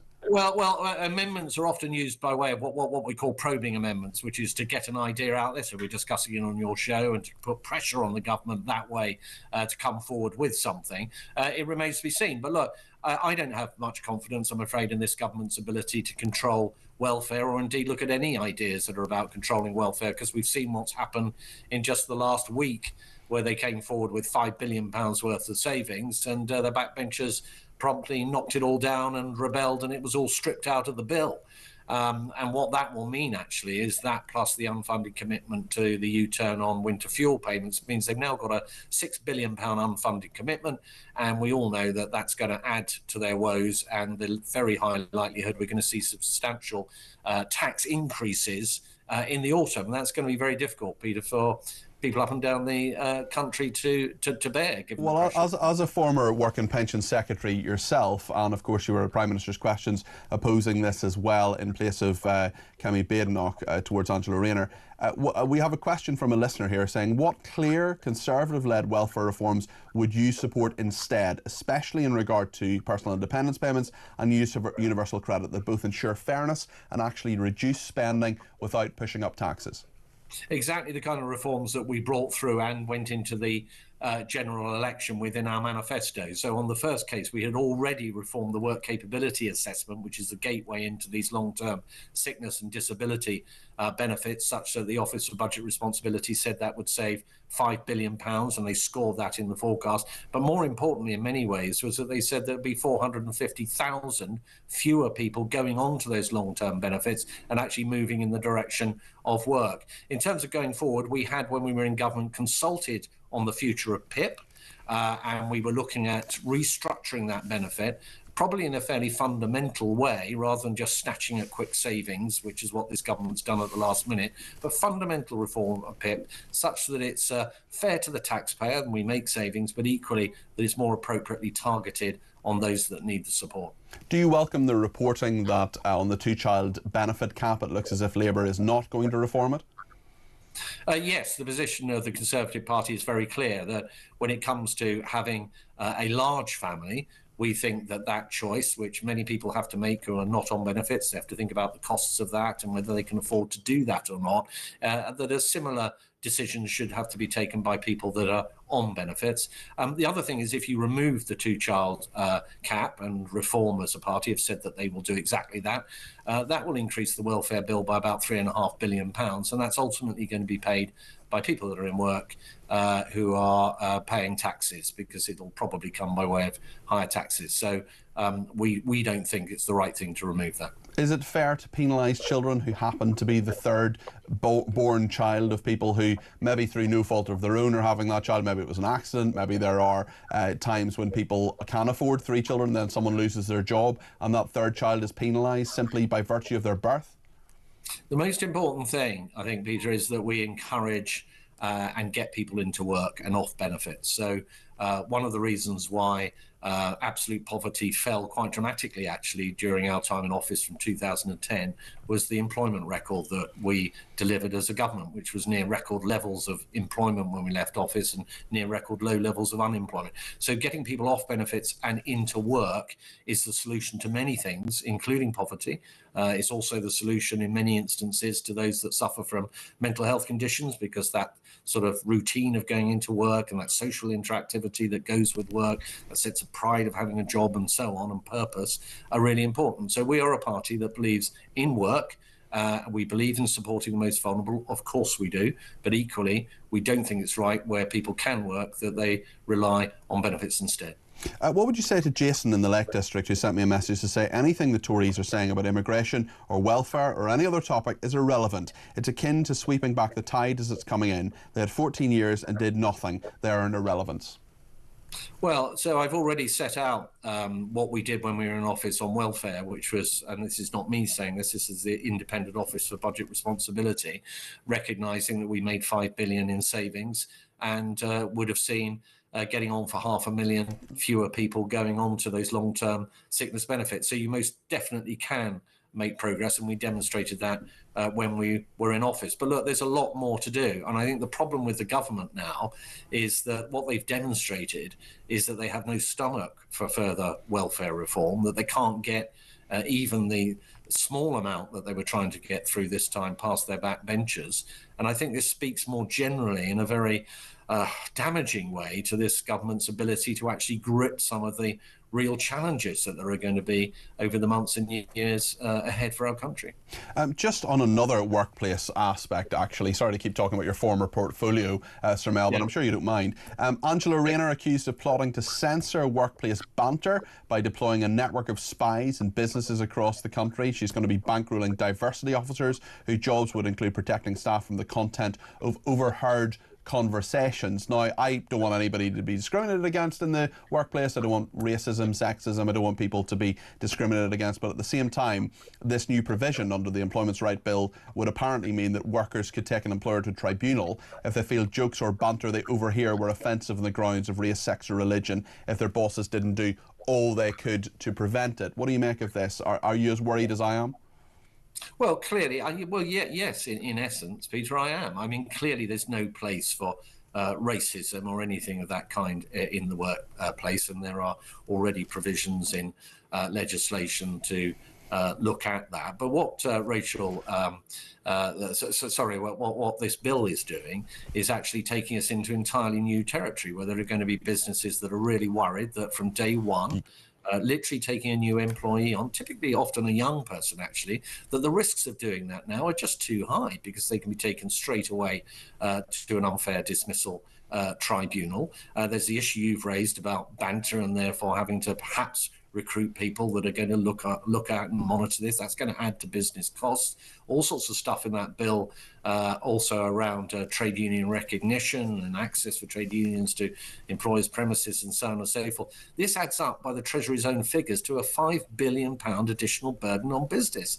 If this government, hasn't already done enough with its £25 billion worth of increased national insurance, this is holding back growth in our economy, and this is the point. And nobody benefits from this. We all end up poorer as a consequence. Reform UK are breathing down your neck. You're sitting at 16% in some polls. They're sitting at 34%, more than twice your polling records. You must be interested at least to see the reporting around James McMurdoch today, the Reform MP who has voluntarily resigned the whip. He denies anything that he has done wrong. What do you think should happen now in regard to the allegations, which he denies, of financial impropriety? So, look, these are at the moment allegations. He has been referred, I believe, to the Parliamentary Commissioner for Standards, and no doubt others will be looking into the issues that there are here, and we will see what the conclusions are, and then we can all form a clear view. In regard to the Labour government, Bridget Phillipson and Jonathan Reynolds say that they should be given 7 out of 10 for what they've done in the last year. What rating would you give them? Well, their government performance about a 0. I don't know whether you'd allow me a negative one, Peter. As it's a Sunday morning as a special treat, I'd probably say -10. Look, we've ended up in a very, very difficult position, and we should never have got here in the first place. Very high levels of tax, particularly on business, has destroyed growth. They've gone out and borrowed huge amounts of money, spent huge amounts of money, which has stoked up inflation, which is running at about twice what it was when we left office. That's kept interest rates higher for longer, incidentally.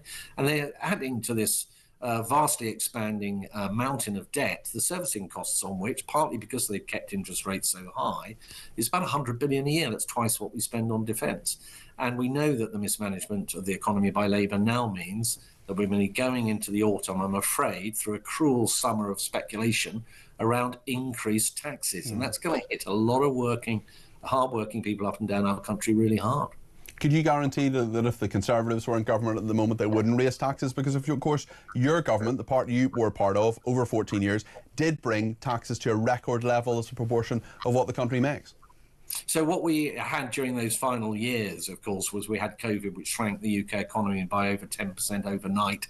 And we had the Ukraine-Russia war that imported a lot of inflation to our shores. And we had both those challenges to deal with, firstly through furlough, for example, and saving people's jobs, and secondly through cost of living payments to help low-income families. About 6 million of those who were otherwise, to get back to poverty, would have been pushed straight into poverty. So I think those are the right things to do. That was £400 billion worth of support, and of course that's got to be paid back. So that was an upward pressure on taxes. But what this government has done is entirely self-inflicted, because by taking the choices they have on tax and putting it on businesses, they've destroyed growth. And the growth is the way that you get out of these problems of higher taxes. They also didn't focus on productivity. They gave increases of 14% to train drivers, 22% to junior doctors. There were no requirements for greater productivity alongside that at all. And of course, as we've said with welfare, they've had no plan on getting control of the welfare budget. Okay. Now, had they done those things as we would have done, we would not be in this position now, and we wouldn't be looking at the kind of difficult choices that Labour have got in the autumn. Just finally, Sir Mel, can I ask you about the Muslim matchmaking site on the front page of the Sunday Telegraph today for men to find virgin brides and take multiple wives? Some of it is just horrendous, talking about women over 35 as, and I quote, low quality products. I just wonder what you think this says about British values in 2025, and what you think actually, in addition to that, are British values. Well, what you've just described to me, and I haven't seen this myself, has absolutely nothing at all to do with British values at all. British values are about respect for other people. They're about freedom of speech. They're about fairness. They are about quality of opportunity, that chance to get on in life, and to live your life in a peaceful way. And no, what you've just described to me, I think, sounds deeply offensive, actually. Sir Mel, thanks for joining us this morning as always. Sir Mel Stride there, who is the Shadow Chancellor. I appreciate him joining us on Talk today. What do you expect? What do you think of what he said? Give us a call, 0344 499 1000. Sean in Bridlington says foreigners should not be entitled to any benefits whatsoever. And Sue says, I'm 81 years old and I've seen British values eroded ever since Blair came to power. Immigration from the third world is destroying everything our World War II generation fought for. We'll add your thoughts to all of that. We'll hear from you in just a second here on Talk.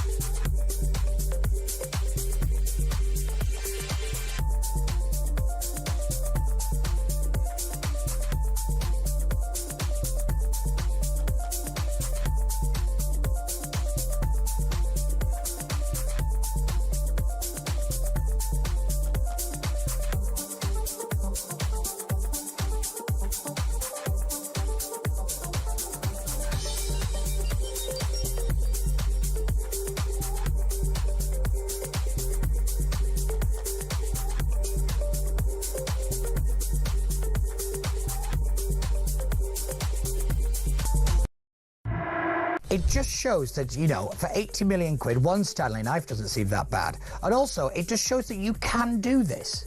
And for a long time, they've not done it. you can stop the boat from going. You can put the knife in this inflatable dinghy and it will stop it from going. And it shows the public very clearly. They're running around thinking this is a PR win. I think it's a disaster for them because it shows that they have chosen not to do something. And I don't understand the mentality behind that. I really, really don't.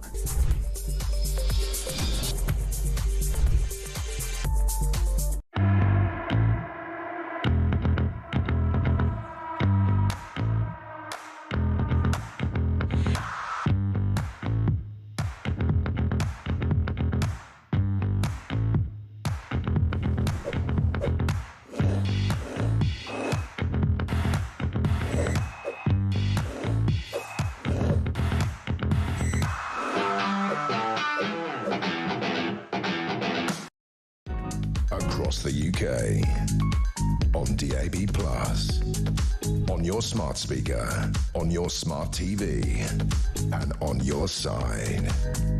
This is Talk. Angela is in North Wales and has given me a ring on 0344 499 1000. Angela, good morning. Oh, good morning. I'd just like to say I love Talk. That's great. I'm really glad to hear it, Angela, and thanks for the call. The people behind the scenes tell me you wrote a joke which was banter in a Christmas card and it didn't go down too well. It wasn't really a joke. I had a colleague in work and we bantered all the time for months. We were quite rude to each other, but we laughed. It was all funny. We loved each other as far as I could see, and it was all great. Well, come Christmas, I sent her a Christmas card, and I just put something really innocent on, like, despite the bad mouth, and I can't remember the exact words, in the past year from you, I still wish you and your family a very happy Christmas. And I really meant it, because she was great, and we had a real good laugh together. And as I walked in work the next day, the lads in the depot said to me, I can't remember her name now, but they said she was very angry with me or something. Right. I'd really put my foot in it. And I thought they were joking. I was laughing. I said, oh, come off it. Yeah. I thought she's showing it round and I had a laugh about it.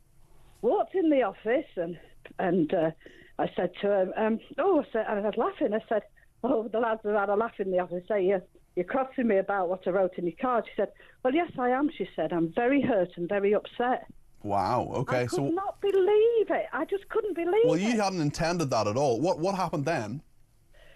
Well, then I just said, well, I really didn't mean anything. I said, we've been pulling each other to pieces all year. It was just, I just wanted to wish you a happy Christmas. I just wanted to put something on your card relating to it. Because anyway, afterwards, I just cut off from her. I did speak to her, and I was pleasant. Yeah, but you didn't do any more banter. She tried to banter with me again. And I wouldn't. I just didn't. But if that had been today, and she complained. Yeah. You can Let me tell you something. Let me tell you something, Angela. It was my birthday just over a month ago, and Julia Hartley Brewer sent me a card, and she literally put the card was a bit of a joke between the two of us, which other people might find offensive, but I didn't in the slightest. I found it very funny. And inside the card, she actually wrote, "Please don't take me to HR for this card."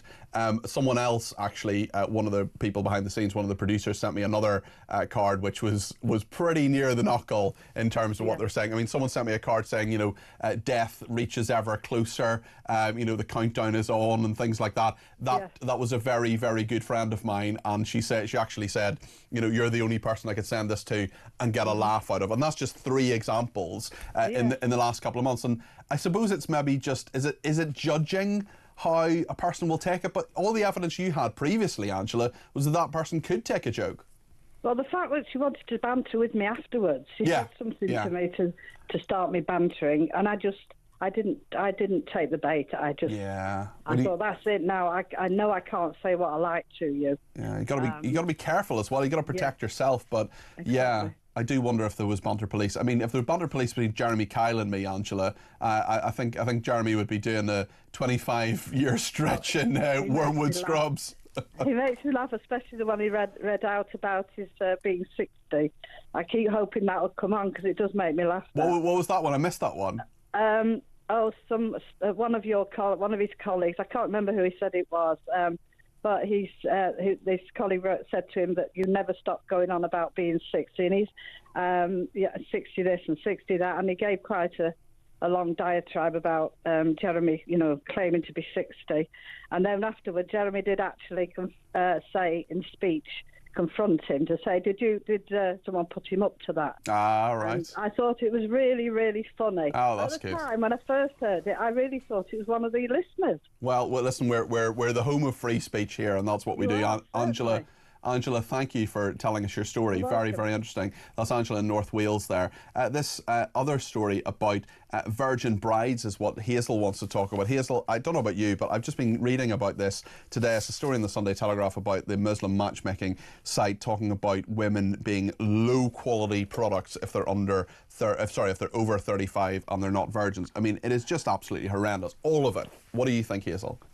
Well, I think it's absolutely shocking, but I mean, is it encouraging polygamy? Because I thought that was against the law in this country. Well, it is, and I mean, it is in the sense that you can't legally marry someone. That would be bigamy if you did that in this country. If you are from another country and come here with more than one wife, well, they're legally accepted as wives. But I wonder if people are getting married in the Muslim faith and saying, having like a religious ceremony but not a legal ceremony. And that's what I worry about as well. But some of this stuff, I mean, talking about this guy who's been suspended for anti-Semitism, talking about cancer and how having sex with women with a sexual history gives you... I mean, it's just all absolute nonsense and deeply offensive, Hazel. Well, of course it is. It's just ignorant, isn't it? It's total ignorance. But the thing is, I mean, you're talking to Mel Stride about him wanting to cut back on the amount of benefit that new arrivals get, that they shouldn't ought to. This ties in with this a wee bit because there was a case a while back now about a Muslim man who had a wife and children here. He had a council house as well. And then he brought another wife in and had children with her. And she was in another council house. And he was claiming benefit for both families under two different names. And he was claiming all this benefit for people that shouldn't even be here. And he was getting away with it for quite a long time. Well, it's just totally ridiculous and shouldn't have happened. Hazel, thanks for your thoughts there. Stephen's been in touch from Belfast and says, my sister and I were brought up in the 1960s by a single mother. She worked 7 days a week before the state took the decision to pay for raising children. If you can't afford them, don't have them. It's not a lifestyle choice, says Stephen. British values, says another person, include a respect and tolerance for others' beliefs, things that seem distinctly lacking from a lot of recent immigrants. Alan in Middlesbrough says we have a benefits dependency culture in many white underclass areas where many families have kids in dysfunctional families simply for government handouts, including any claimed mental health issue. It's been going on since the 1990s. Labour directionally are wrong. You don't feed the problem. The cycle needs to be broken and an end needs to be brought to the culture. Let's go to some voice notes now. I want to get one from Kelvin on energy costs. There has been quite a debate this morning in regard to energy costs. Reem Abraham and indeed Marley were talking about that earlier on. Let's hear what Kelvin has to say. Morning, Peter. There's an article out about Ed Milliwatt and all these solar panels of these companies. They're having to pay the solar companies now to switch off the solar panels because the infrastructure can't cope with the demand, with the supply of electricity when the sun's really bright. The whole thing needs scrapping. Because why does he want more solar panels and wind turbines if the grid can't cope with it? It's ridiculous. We're paying money out for them to generate nothing, and we're getting nothing in return. We should be getting cheaper bills and everything, but we're not. We're getting more expensive ones, and under milliwatt, it'll just get bigger and bigger and bigger. Nobody will be able to afford electricity before long. We need gas and oil, to bring the bills down. We've got a zone. We should be using it. That's where the money is. Bye. Thank you for that, Kelvin. I think you speak an awful lot of sense there. Let's hear from Nick. Yeah, good morning, Cardi P. It's Nick from Who here. that the reason we're having to pay benefits to these non-British people is because a certain human rights lawyer by the name of Keir Starmer took the then Blair government to court, defeated them in court and forced them to pay these benefits. So perhaps if the hat fits, wear it. Thanks, Peter. Good show as ever. Good luck, mate. Bye. Thank you, Nick. I did not know that particular fact about Keir Starmer. It doesn't surprise me, but very, very interesting to add to our knowledge that as well. Paddy's been in touch about Marley, who was on earlier on the debate desk alongside Reem Abraham. This is Paddy's view on Marley. Morning, Peter. Great show. Who is this lefty clown, Marty, who thinks that we still can say exactly what we like as long as we're not really being nasty to people, and that employers are going to employ people who may turn out to be an utter fruitcake and can't then get rid of them after one day? I mean, this is what's wrong with the left. They're just completely clueless. Patty from Coulston. Thank you. Bye. Paddy, thanks for getting in touch. Appreciate that. Thanks also to Jason in the Lake District. He says, I'm glad I'm self-employed with my wife. She tells me to F off every day and I take it as a compliment. It's taken us years to build up to annoying each other quite so much. I wouldn't change it for the world. That is a happy marriage if ever there was one. My goodness. Thank you to everyone who's been in touch. We're going to talk more about this British website advertising Muslim virgin brides. We're going to talk to Mohammed Amin, who's the former chairman of the Conservative Muslim Forum. Stay with us for that. You're going to want to hear this next on Talk.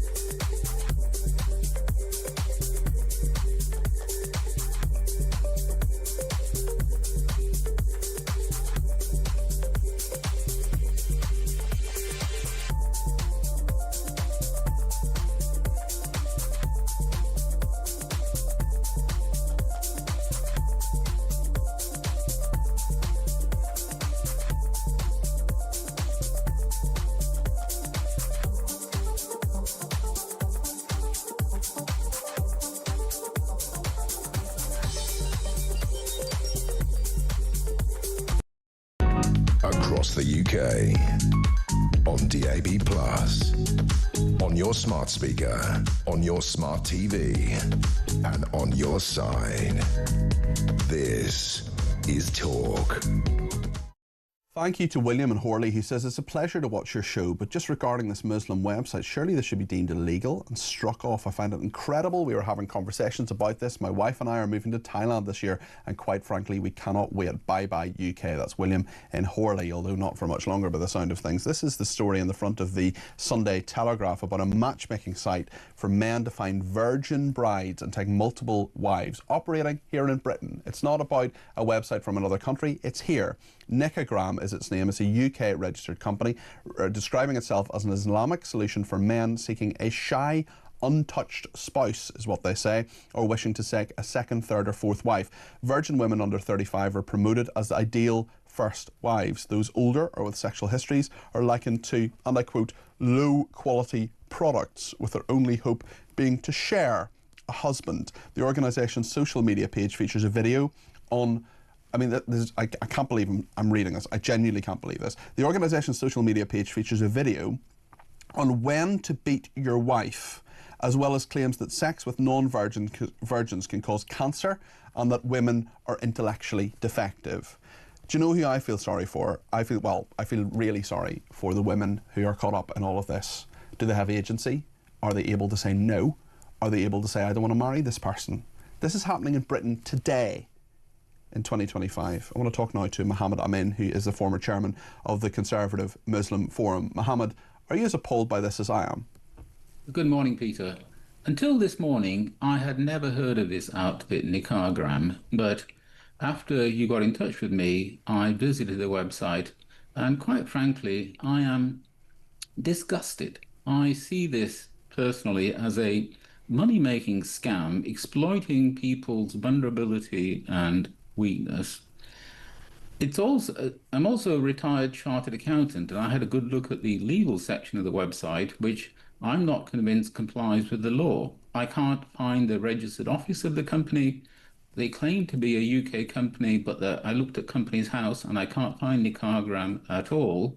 So I'm deeply suspicious of this outfit, and as I said, frankly disgusted by the way that they present themselves. I agree with the words you've said there. I just wonder if we could probe slightly more into what you're saying about people who are vulnerable and weak. Is this the people using the website? Is this the people exploited by the website? Who are you describing as vulnerable and weak? Well, first of all, there are lots of both Muslim men and Muslim women, as well as non-Muslim men and women who want to get married in society. And when it's done well, for example, my daughter, who got married 10 years ago, found her husband, who is white British, through a dating website. And when dating websites are done well, they are providing a valuable service for a commercial return. This site, to me, when you look at the pricing structure, everything they write on the website looks deeply exploitative. I can't believe that they're providing any kind of meaningful service to anybody. And what about the aspect of what they're saying and promising, talking about older women with a sexual history as a low-quality product? That, to me, is just, as you have said, absolutely horrendous. I agree with you completely. That's a disgraceful way to talk about any human beings, let alone other Muslims, which is what we talk about, because the people who run the website say they're Muslims and they're talking about Muslim women. It's deplorable language. In terms of what they're saying, in terms of the services they're offering, what would you say if there's someone watching or listening to this programme who has used or is thinking of using this website? What would your message be to them? My message to anybody who's looking at this website would be don't go anywhere near it. The best way to find a husband or wife is through one's personal social networks, family connections. That's how 45 years ago I found my wife, through friends of families, because her family lived in Romford and we lived in Manchester. We never had any direct contact until we were introduced that way. Then her parents came to visit me, my parents and I went to visit them. We spent many hours talking and then decided to get married, both of us. That's the best way of getting married, but there's nothing wrong with online websites. That as said, my daughter found her husband via an online website because she felt that in her own social network, she wasn't happy with the men that she was meeting. And I've been delighted with the choice that she made, and we now have one grandson. Do you think that people in your community, in the Muslim community, actually stand up enough? You're doing that right now. You're on national TV and radio. You're talking about this. You're making a stand. You're making a moral stand and saying this is wrong. Do you think enough people stand up for truly moral values against websites like this, calling out things like the rape gangs and talking about sometimes cultural problems? Do you think that happens enough? And if not, why do you think it doesn't happen enough? The honest answer to your question, Peter, is no, it doesn't happen enough. There are lots of people who will be as disgusted by this website as I am, but will be reluctant to criticize it. Maybe they feel if they can criticize it, somehow they're harming the reputation of Muslims, where, of course, the exact opposite is true. It's people like this website that damage the image of Muslims, and it's up to other Muslims to criticize them. Thank you for speaking to us this morning. That's Mohammed Amin there, who is the former chairman of the Conservative Muslim Forum, speaking to us there. We have a voice note as well on this from Simon, who's been in touch. Good morning, Peter. It's Simon from Devon. Hope you're well. It's currently not illegal to advertise for virgin brides in the UK. It is also obviously illegal under UK marriage laws to have more than one wife, but culturally in Islam and for Muslims, it's perfectly acceptable to have several wives under cultural law. If it's a cultural thing, if we want to ban these things, then unfortunately there's nothing to ban because none of it's illegal. That's the way we are. OK. Thank you, Peter. Have a great day. Thanks, Simon. Thanks for that. I mean, something has to be done about websites like this. Absolutely horrendous. Really, really difficult. Brian says, morning, Peter. 50 years ago, a very wise man told me that Islam wanted to take over the entire planet. Slowly but surely, we're letting it happen. Wake up, people, before it is too late, says Brian in Worthing. Well, all I will say is that, you know, I don't think that's true. I think there are many Islamists who want to destroy our way of life. I think this website, for example, is a really sinister threat to British values. I think it should be illegal. I think something should be done about it, absolutely. There are loads of law-abiding Muslims who make a contribution to our society. Muhammad Amin, for example, who we spoke to a second ago, is one of them. There are lots of people who do, from lots of different communities, but this pernicious threat, this real problem to our way of life is something I am very, very worried about. Let me know your thoughts on all of this. 0344 499 1000. Mr. Angry in Huddersfield says, stop all benefits for migrants, legal or illegal. John in Upminster says, why should taxpayers have to pay for children that parents cannot afford themselves? Excuse me, surely the problem is irresponsible parents. George says, Angela Rayner's attack on banter should tell you everything about Labour's intention to curb free speech. She's fighting to maintain diversity officers because of the pushback against woke culture. This is Orwellian. It has been for 50 plus years and only increasing in pace. Prepare for the boot on your face. Have a nice day, says George. And Jackie says, Marley, who was on earlier on, lots of people getting in touch about Marley, is indicative of the battle we face over freedom of speech in this country, says Jackie. I'm more concerned with feelings than the cornerstone of our country and our values. We now have been demoted in the League of Nations as an open, free society. What chance do we have with authoritarians like this? Well, we're going to talk about British values in just a second. What are they? What should they be? What are the threats to them? Peter Wilding is going to join us in just a second here on Talk. Stay with us.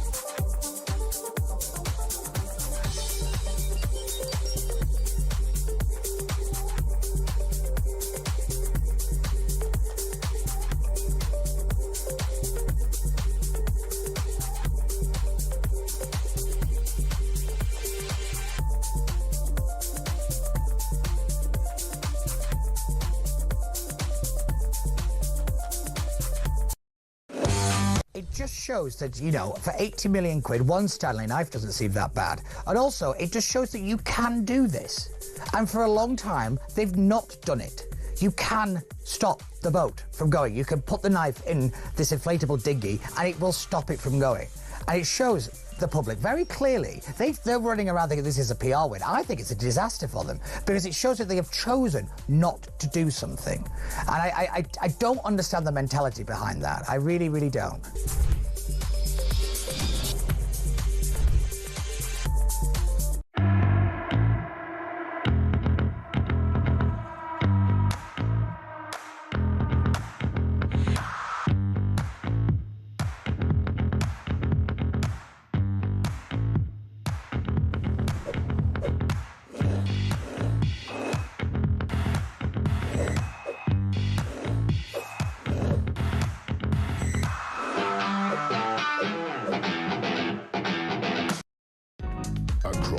UK. On DAB+, on your smart speaker, on your smart TV, and on your side. This is Talk. Well, thank you very much indeed for all your messages, including from Susan Spencer, who says, you asked Mel Stride's opinion about James McMurdoch from Reform UK, but you didn't ask him his opinion on George Freeman. He's being investigated on cash for questions, or the Conservative MP Patrick Spencer, who lost the whip on other matters. Well, Susan, I didn't do that. Maybe I should have, but certainly James McMurdoch is the story of the day. But for absolutely point taken. Point taken. Not sure what happened there. Sorry about that. We had a little audio problem there. Apologies. Thank you to Natalia, who says, sadly, I'm well over 35 and not exactly a virgin, although not far off in this day and age. Okay. But on a slightly more serious note, why am I not surprised? Sincerely yours, a low quality product, says Natalia, hopefully with her tongue firmly in cheek. And yes, Natalie, it is not shocking, even though it absolutely should be. I mean, there was a statement from these people running this website, absolutely awful, who said that we operate strictly within UK law and Islamic principles. We provide a religious matrimonial service that reflects the values and preferences of many practicing Muslims. All participation is voluntary, and our platform facilitates lawful introductions between consenting adults who seek to marry in accordance with their faith. We do not promote abuse, coercion or illegality. Well, if you've got a video about when to beat your wife, you are promoting abuse, coercion and illegality. You know, we only discuss and endorse faith-based preferences that are protected under religious freedom laws. Well, beating your wife isn't, so that's nonsense. It is just absolutely horrendous. Angela's been in touch as well to say yet another expose by the Sunday Telegraph. Surely this should be investigated by the police. I guess Islamophobia will stop this happening. I also feel sorry for these poor women. Sex slavery is illegal. Jess Phillips, what on earth are you doing? Well done, Peter, and talkTV. Well, thank you for that. We'll continue to talk about that. And just British values in general, actually, and what they are. And Peter Wilding, who's the chairman of British Influence, the man who coined the term Brexit. Peter, I don't know about you, but I am absolutely appalled by this Muslim matchmaking site advertising virgin brides. It is really awful. I'd love your reaction to that. I'd also love to hear what you think British values actually are in this day and age. Well, I'll answer, Peter, the second question first because it relates to it. I'm 60, and I think it rather depends on when you were born what British values are to you. You can have your personal British values. You might like beekeeping or bird watching, but then you have your political values, and they're set by the leadership of the country at the time. And when I was growing up, freedom, democracy, and the rule of law was what British values were all about. And they were universal values in a sense. And this is the issue where we're getting to right now, to answer your first question, is that threats or perceived threats to democracy, freedom, and the rule of law are ever present. And this particular website is one of them. And the problem we face with British values is that they are effectively abstract. Democracy, freedom, the rule of law, which we can pride ourselves about, are consistently undermined. And the question is how the political establishment react to this type of news story and general as well. Threats to democracy, threats to freedom, threats to the rule of law. The problem is there is no political leadership from the top. So when I was growing up, it was plain who the leadership of the country was and what their message was to the community. Margaret Thatcher clearly, Tony Blair as well. And since that period, there is a failure of political leadership, which has a knock-on effect to undermine their legitimacy, which feeds the beast of discontent with the system. And unless you have leadership promoting a value system which the majority can subscribe to, then you have a vacuum. And that's where we are in Britain, generally, and in particular. And that vacuum gets filled by those who would wish our country and the values of this country ill, including, I would argue, this website. Definitely. But then again, when I was sort of 25, Thatcherism had won effectively, for good or ill. So neoliberalism had won. The Berlin Wall had fallen down, and democracy had beaten communism. It was very clear what Britain and its allies stood for. After all, they'd won. But 30 years later, this cyclically is in decline. Lack of leadership, lack of money.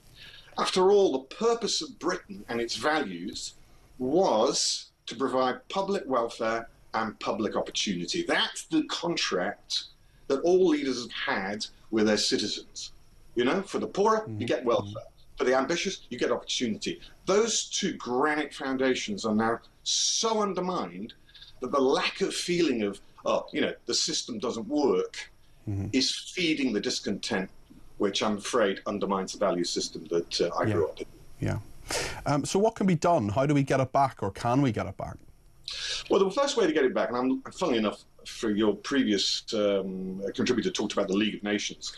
I'm launching in a couple of weeks' time the League of Nations, which is the first comprehensive league table of how countries are performing in real time. You've got your football league, you've got your stock market, but there's never been a League of Nations. Now, why is that important? People don't know where their country is. They don't know whether it's rising or falling.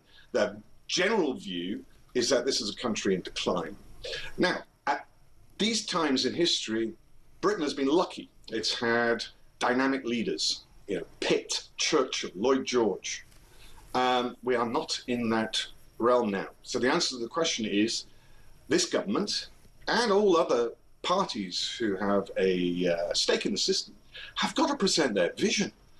And it's the criticism, the direct criticism, the constant criticism of Keir Starmer. What's his vision for the country? Nobody knows. And in that vacuum, as Gramsci said, the old is dying, the new is yet to be born. In the middle, there are devils, and this is where we are right now. It's a lack of leadership. Well, thank you for your thoughts on that. I really appreciate that. That is Peter Wilding, their chairman of British Influence, and it'll be really interesting to see that League of Nations when it comes out. Perhaps we could have Peter back on. David in the Cotswolds says, Cardi P, that disgusting how to beat your wife video, weirdly, if they said it was just banter, then Rayner could have them arrested, but claiming it's a religious belief. What a mad UK, says David. Speaking of Mohammed Amin, who was on earlier on, Glyn says, at last, a sensible Muslim voice. Thank him, please, says Glyn. Yeah, very happy to do that. Kevin Yorkshire says, Peter, this country will be all Muslim in the future. We've got ourselves to blame. As I say, I don't think people being Muslim is a bad thing necessarily. It's when values which are antithetical, that are not British values, are brought forward and imposed on others. It's when Islamism comes forward, which would destroy our way of life. That's what I'm worried about. I'm all for freedom. We're the home of free speech. We're the home of common sense. I'm all for religious freedom. I think people can believe whatever they want. I believe very little about there being a God or whatever. I'm agnostic. But if people want to believe what they believe, including in the Islamic faith, that's fine with me. The problem is when it imposes on British values, and it shouldn't. Let's hear a voice note from JB. The government and their spending is ridiculous. If they'd had the sense to make their savings before they started spending, they wouldn't be in the mess they're in now. It just shows their absolute, utter incompetence. A voice note as well from Rick, please. Hi, Peter. It's Rick in North Wales. I'm sick and tired of hearing people talking about raising taxes. You wouldn't run your business or your personal life like this. We're spending too much money. It's as simple as that. The government's involved in everything, and they're spending a fortune on everything. You know, we've got a government that's borrowing £20 billion a month. Right, between each taxpayer, that's about 500 quid a year. You know, and then they're spending £100 billion on interest. That's about £2,500 per taxpayer. There's only half the population paying tax in this country, and only 1 million of them are on the upper tax bracket. Just how much does this government want to spend? Just go through the business, just go through the industry, go through the government, and just get rid of all the people who are working there. We don't need half of them. Rick, I agree with an awful lot of what you say there, and some of the spending that is on that debt interest, not even paying off the debt itself that we have as a nation, but the interest on the debt. It's a huge amount of money. Nick has been in touch on Bridget Phillipson. Good morning, Peter. It's Nick Moore from Loughborough. Bridget Phillipson shouldn't be taken seriously. She's not a serious politician. In fact, she should be the poster girl for Politics of Envy Monthly, for she's single-handedly destroyed the equilibrium of our education system by ensuring that thousands of hard-working families can no longer send their kids to private school, and they now have to use the state system, which is already overburdened. Well done, Bridget Phillipson. These people will be kicking and screaming that they're doing the right thing right up until the very last, when they lose the next election. Have a good day, Peter. Nick, thanks for your comments there. Natasha's been in touch on text and says that the James McMurdoch affair won't just damage reform. The public are so sick of the hypocrisy from Labour and MPs in general. There will simply be no option at the next election because none of the other parties care for this country or British citizens. This awful dating app, another person is in touch with. Are we really surprised this is going on in the UK? The country is a total cultural dustbin now, and we've been told for years multiculturalism is our strength. It's self-inflicted and beyond repair. Brian says Labour are toast. They have shown they are liars, reckless and deluded, totally unfit to run the country. If they were a business, they would be bust. If they were employees, they would be sacked. I ask you, would you employ any of them? Lorraine on the Muslim matchmaking site. This site is inciting and advocating violence towards women. Why are they not arrested, held on remand and sentenced to at least 31 months, says Lorraine. That 31 months, of course, a reference to the sentence that Lucy Letby is currently serving for her tweet. Lee says the problem is the modern man wants to reinvent the British wheel and we have no idea. Deborah says, with a very happy and content workforce, my whole business could be disrupted and even destroyed by my not being able to dismiss one militant rebel who I gave a good job and a good salary because of the new employment laws. These new laws will act as a deterrent to businesses who desperately want to expand and increase their workforce, says Deborah. Well, thank you for that and all your messages, including from James, who says, regarding the Labour Party performance of the last year, yes, I would give them a 7 out of 100. Absolutely dreadful, says James. Keep your messages coming in, keep your calls coming in as well. We'll take more between now and 1 o'clock. 0344 499 1000. And just a little reminder that I'm back tomorrow as well doing Drive In for Jeremy because it's his 60th birthday. I'll be here at 4 o'clock, but plenty more to come between now and 1 o'clock.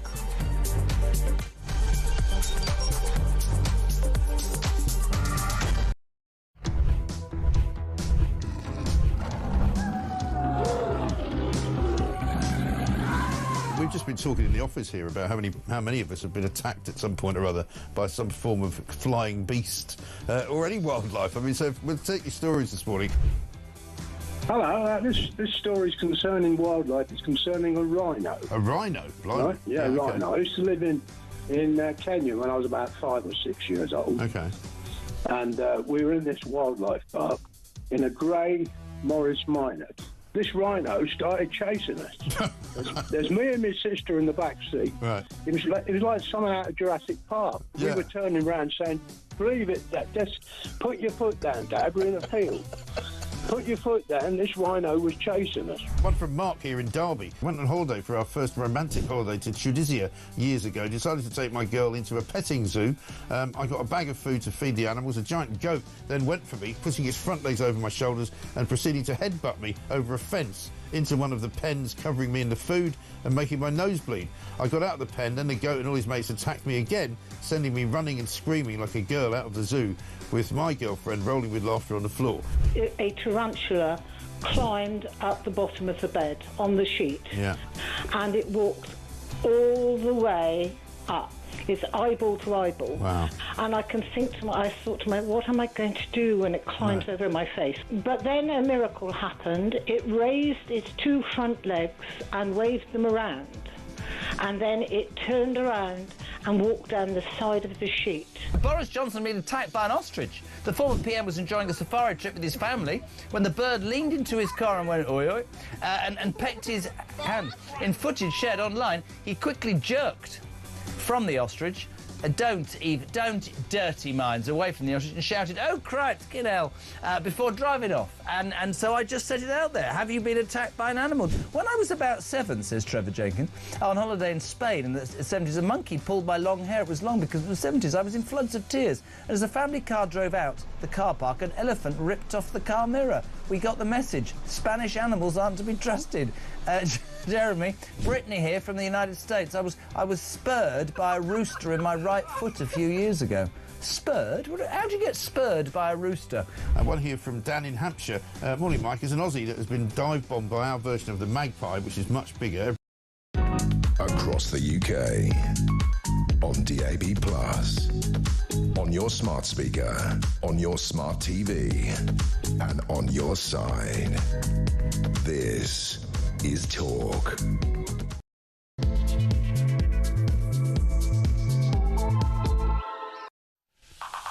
Well, a very good afternoon. This is Talk. Thank you so much for your company. I'm here between now and 1, and indeed back tomorrow with Talk Drive between 4 and 7. It's Jeremy's 60th birthday, and he's taking the day off, and I am filling in for him on Talk Drive tomorrow. Lots to discuss today, though. Between now and 1 o'clock, we're asking what do British values actually mean in 2025? This is off the back of a horrendous story about a matchmaking site for Muslims advertising virgin brides. Now, we've already had one Muslim on the programme this morning says it's absolutely appalling. Lots of support for him, and thank you for all of that. We're talking as well about the plan to scrap two-child benefit cap.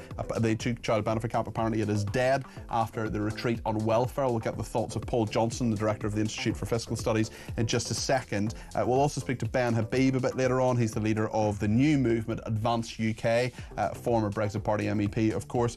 And Gary Mond will join us a little bit later on about the rapper's kneecap, talking about Keir Starmer saying that they should be banned from the Glastonbury Festival. They're not too happy about that. Boo-hoo is what I say.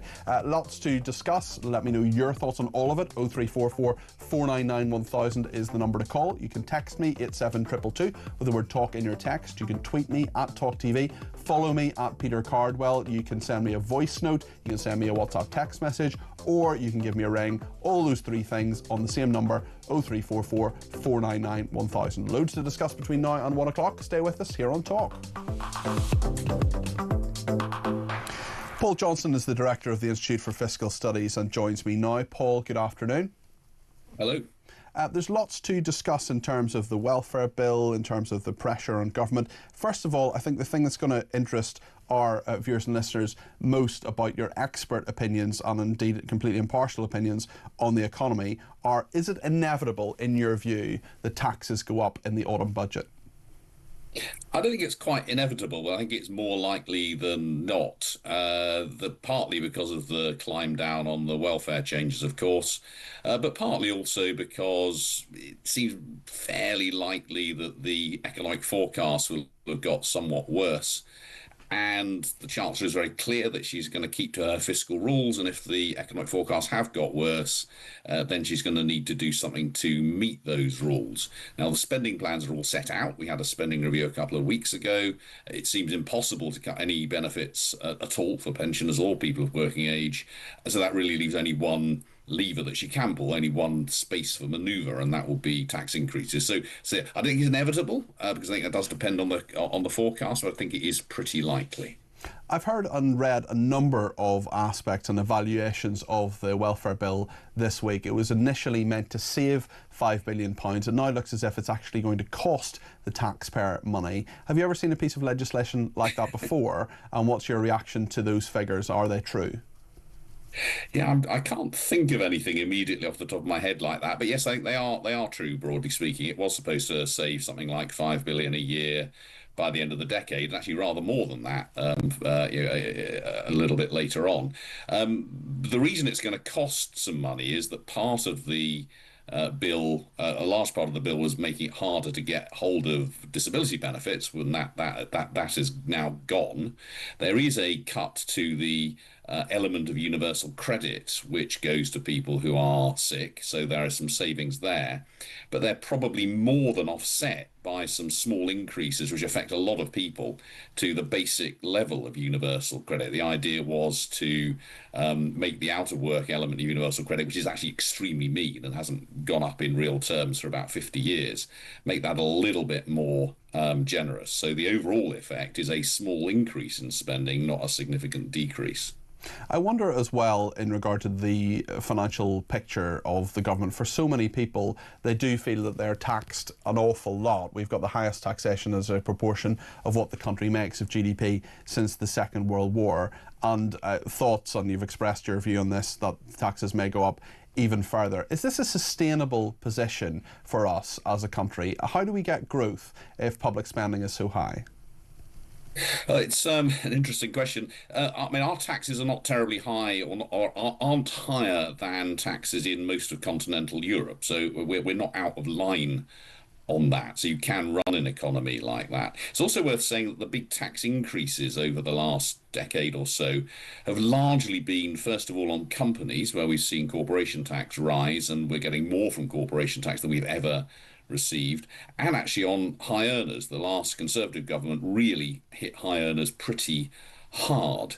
If you are an average earner, because the last government cut national insurance contributions quite a lot, you're probably paying less. It may not feel like it, less in tax than you have been in a long time. The real problem is you probably also haven't had a pay rise in a very, very long time. So the reason I think a lot of people are feeling pretty unhappy about the world is not so much that their taxes are higher. As I say, for average earners, they're really not, but because we haven't had pay rises for an astonishingly long time.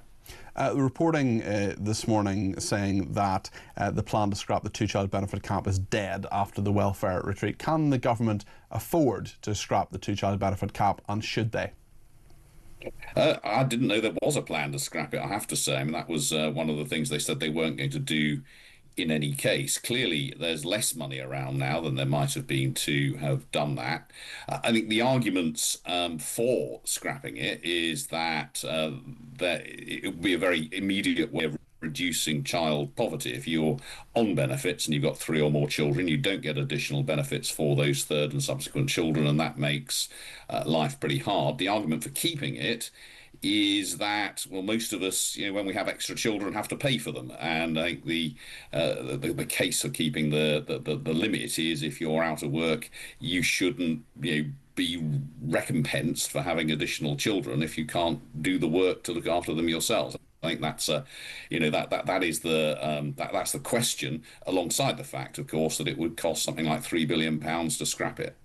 Well, thank you very much indeed for your thoughts, sir. That's Paul Johnson there, Director of the Institute for Fiscal Studies, joining us this morning. Let's just hear a little bit of what Bridget Phillipson said a little bit earlier on. She's the Education Secretary. This is on the two-child benefit cap, and they're reporting this morning that any plan to get rid of it has been scrapped. She spoke to Sky News this morning about this. So together with the Work and Pension Secretary Liz Kendall, I'm leading the Child Poverty Task Force, and what we're looking at is every way that we can lift more children out of poverty. It is the moral mission of this Labour government to make sure that where you're from doesn't determine what you can go on to achieve. And too many children in our country right now grow up in poverty, and we're determined to change that. But we're not waiting around for that. We've already expanded free school meals eligibility. I have also always been clear, as has Liz Kendall, that through the work that we're doing, we will look at measures in the security system as well as every way we can lift children out of poverty. Well, that was Bridget Phillipson there talking to Sky News a little bit earlier about this. Ben Habib is with me now. He's the leader of the newly launched Advance UK. Ben, great that you can join us. For those who missed your launch in the last few days, just tell us what Advance UK is and what you want to do, what you want to advance. Well, we want to advance the United Kingdom. The Advance UK is a new political party. We haven't applied to the Electoral Commission yet, but that is our intention. And it has 4 principal aims which it wishes to deliver, which may sound unastounding, but I don't think there's a single political party that actually can lay claim to standing for all 4 of these. And they are simply that we stand for the nation state of the United Kingdom of Great Britain and Northern Ireland in all its parts and for all its people, standing firmly by the Act of Union 1800, that we recognise the Christian constitutional nature of our country. We stand firmly behind freedom of speech, which is the cornerstone of democracy. We stand firmly behind democracy, which can only thrive if we throw off the shackles of supranational institutions, get rid of the international laws that are preventing ourselves from governing ourselves for the benefit of the United Kingdom, ditch the quangos that are the bureaucratic class that equally hijack our democracy, and then we stand for equality under the law, so that it doesn't matter who you are, where you come from, what your social circumstances are, your ethnicity, your sexual preferences, you get exactly the same treatment under the law. We're going to blindfold Lady Justice again. And all of those 4 things, Peter, might come across as, well, that's kind of statement of the obvious. But if you look at what the Conservative I would argue all 4 of them have been under threat in recent years, Ben. Absolutely. They've all been under threat, and which is why we've got to bring them back to the centre of political debate. There's an interesting conversation going on this morning about British values. I would imagine you would argue that the 4 things you've just mentioned are at the core of British values. I just wonder if there are other British values that you think we should be fighting to maintain and develop. So I think what's really interesting about, this whole debate about British values is that it's hijacked by the codification of human rights in our law. We knew perfectly well before the Human Rights Act was passed that what British values were. They were imbued in us as we grew up. The entire cultural, regulatory, legislative framework around us, educational establishments, told us what it meant to be British. And then we codified what it means to be a human being in 1998, what our rights are. And effectively, people now fall back on that codification to determine what it means to be British. And I reject that notion completely. The fact that you can have this dating app that you just described, trying to find virgin women for Muslim men, is a function of the fact that we've actually set aside what it means to be basically British. And one of the things I mentioned in the values by which Advance UK stands is the recognition that constitutionally we're a Christian culture. And that aspect of religion needs to come back into the public psyche, because without it, we cease to be where we came from, what we are, the modern context of our historical past. You mentioned as one of them that you recognise the four nations of the United Kingdom as set out in the Act of Union. I presume accept that partition happened in 1922 as well, and that the Republic of Ireland is a sovereign nation, Ben. But on a more serious note, well, 1920 it was varied. Well, it was varied in 1920. Well, yeah. I'm delighted that you're standing up for Northern Ireland as an integral part of the United Kingdom, because I think there are many other parties that have forgotten about that, and I know you're someone who's quite literally put your money where your mouth is in that regard as well. It's interesting, Brad in Cambridge got in touch a little bit earlier when we had Sir Mel Stride on. Maybe you'll be interested in this, Ben. We said one crucial aspect of British values is that Sir Mel missed off his list the British sense of humour. This is being absolutely destroyed by immigration and the woke authorities, says Brad in Cambridge. We're hearing as well today about Angela Rayner talking about banter in workplaces and the banter police. Is that a worrying development to you, Ben? It absolutely is, and it goes hand in hand with this extreme form of liberalism that we're practicing. A liberalism which requires that we take the knee to all different ideologies, different cultures that we've taken into the country. And, we're forbidden from challenging anything. And when you're forbidden from challenging stuff, effectively you're shutting down freedom of speech. And comedy is one of the first things to go, because comedy is a fantastic mechanism by which you can highlight issues in a comedic way, but it makes people sit up and listen. I mean, one of the funniest skits I've seen on social media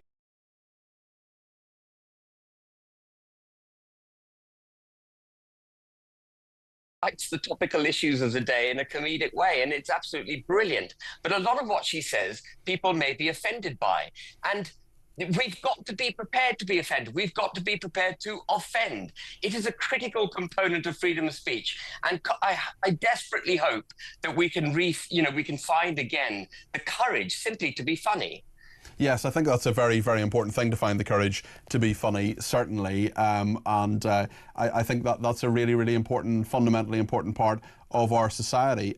Ben, let me talk about economics a little bit, because we were talking to Paul Johnson there, the director of the Institute for Fiscal Studies. Labour is apparently saying any plan to scrap the two-child benefit cap is now gone after the welfare retreat. We're in a situation where it now looks almost inevitable, although Paul Johnson says it's more likely than unlikely. I think it's inevitable. I think probably go further than him, although he is an impartial economist and director of the Institute for Fiscal Studies. Nonetheless, I think taxes going up in the autumn is almost certainly going to happen. What would Advance UK do about that? Well, we have to change the entire governance approach to the United Kingdom. It was interesting hearing Paul say that our taxation rate as a proportion of GDP is not hugely dissimilar to Europe, and justifying it in that way. But I think the more pertinent point is the one that you made, that taxation as a proportion of GDP is as high now as it's ever been since World War II. That is something that is antithetical to the basic fundamental principles of capitalism. It means the state is bigger than it's ever been before. And of course, we know that. The state isn't just intervening in our back pockets. It's managing the economy completely. It's managing the way we live our lives. And the best example of that most recently was lockdowns. But we've got to change the way the state is operating. We've got to liberate people.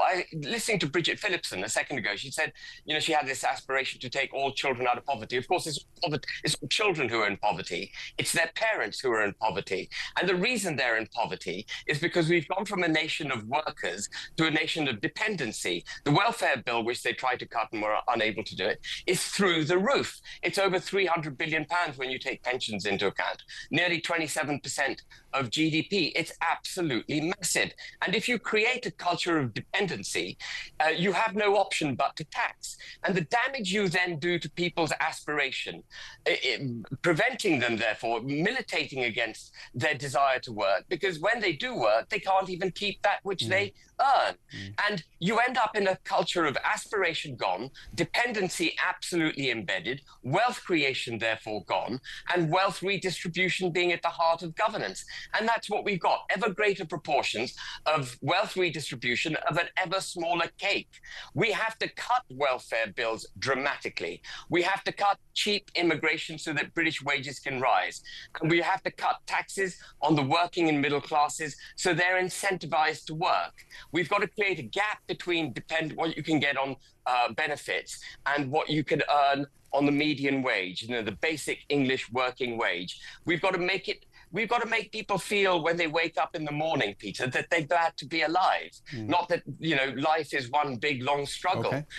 Yeah. And in regard to what you want to do with Advance UK, I mean, how many constituencies are you going to stand in? What level of success do you think you will get? A lot of people will just say, actually, a lot of what you're saying, not everything, but a lot of what you're saying is already provided by Reform UK. People will see you as someone who's bitter, who was the deputy leader of Reform UK and was removed from that. What would you say to that? Well, I would say listen slightly more carefully to what Farage says. Farage is without a political philosophy. I mean, on the Union, for example, he is on the record saying that Northern Ireland will inevitably unite with the Republic.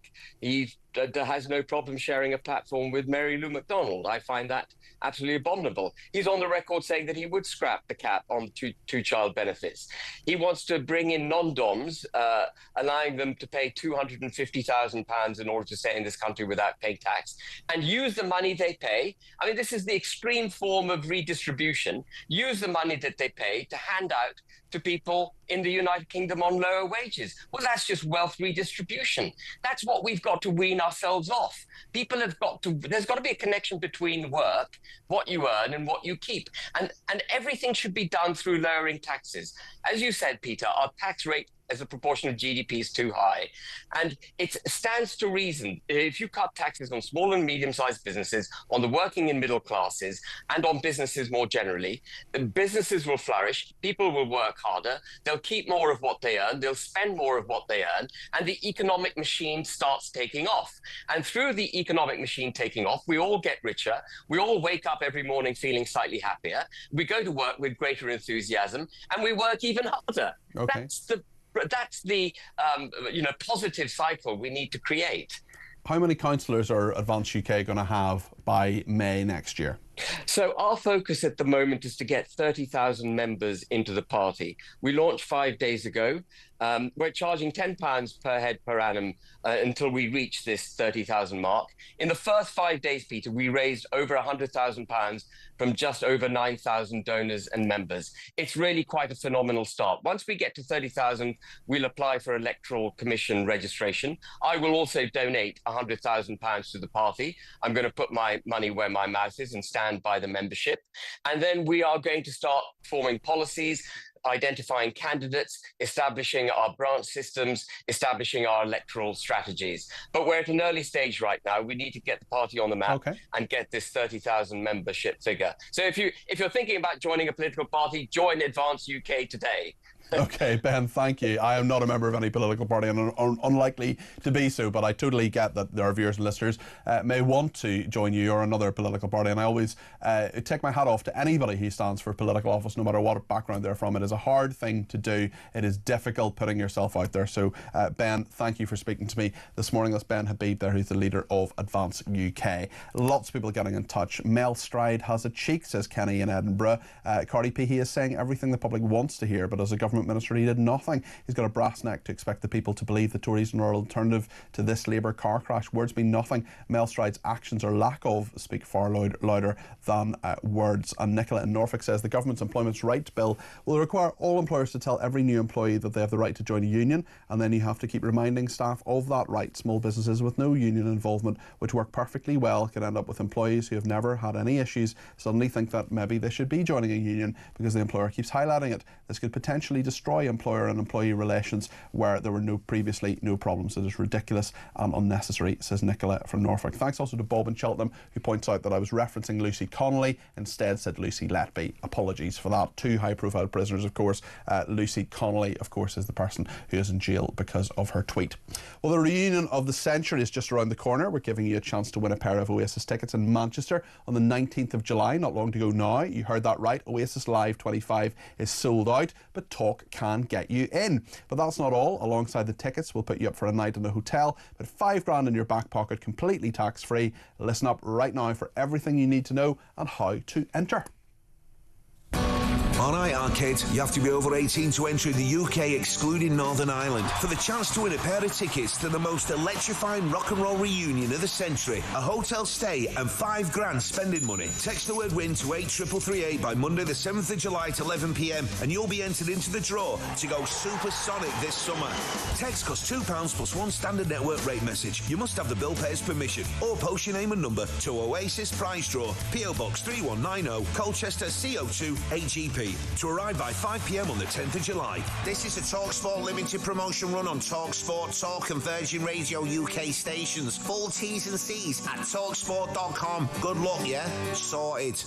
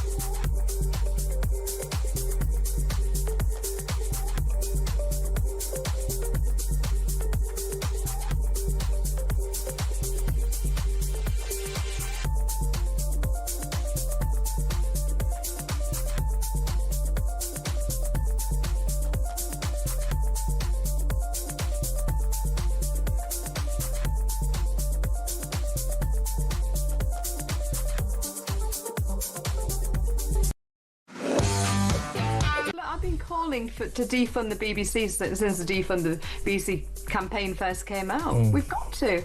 You know, we should all cancel paying for our licence and make a stand. Well, taxpayers shouldn't be paying for this stuff. Yeah. You think Tim Davies should be sacked? Yeah. Yeah, of course I do. Absolutely. Or if he did the honourable, in my view, he should do the honourable thing and resign. No, but with that kind of salary, is he going to? Yeah, exactly right. Somebody in the office said that earlier. Surely he should resign. I said, what, on 580 grand a year?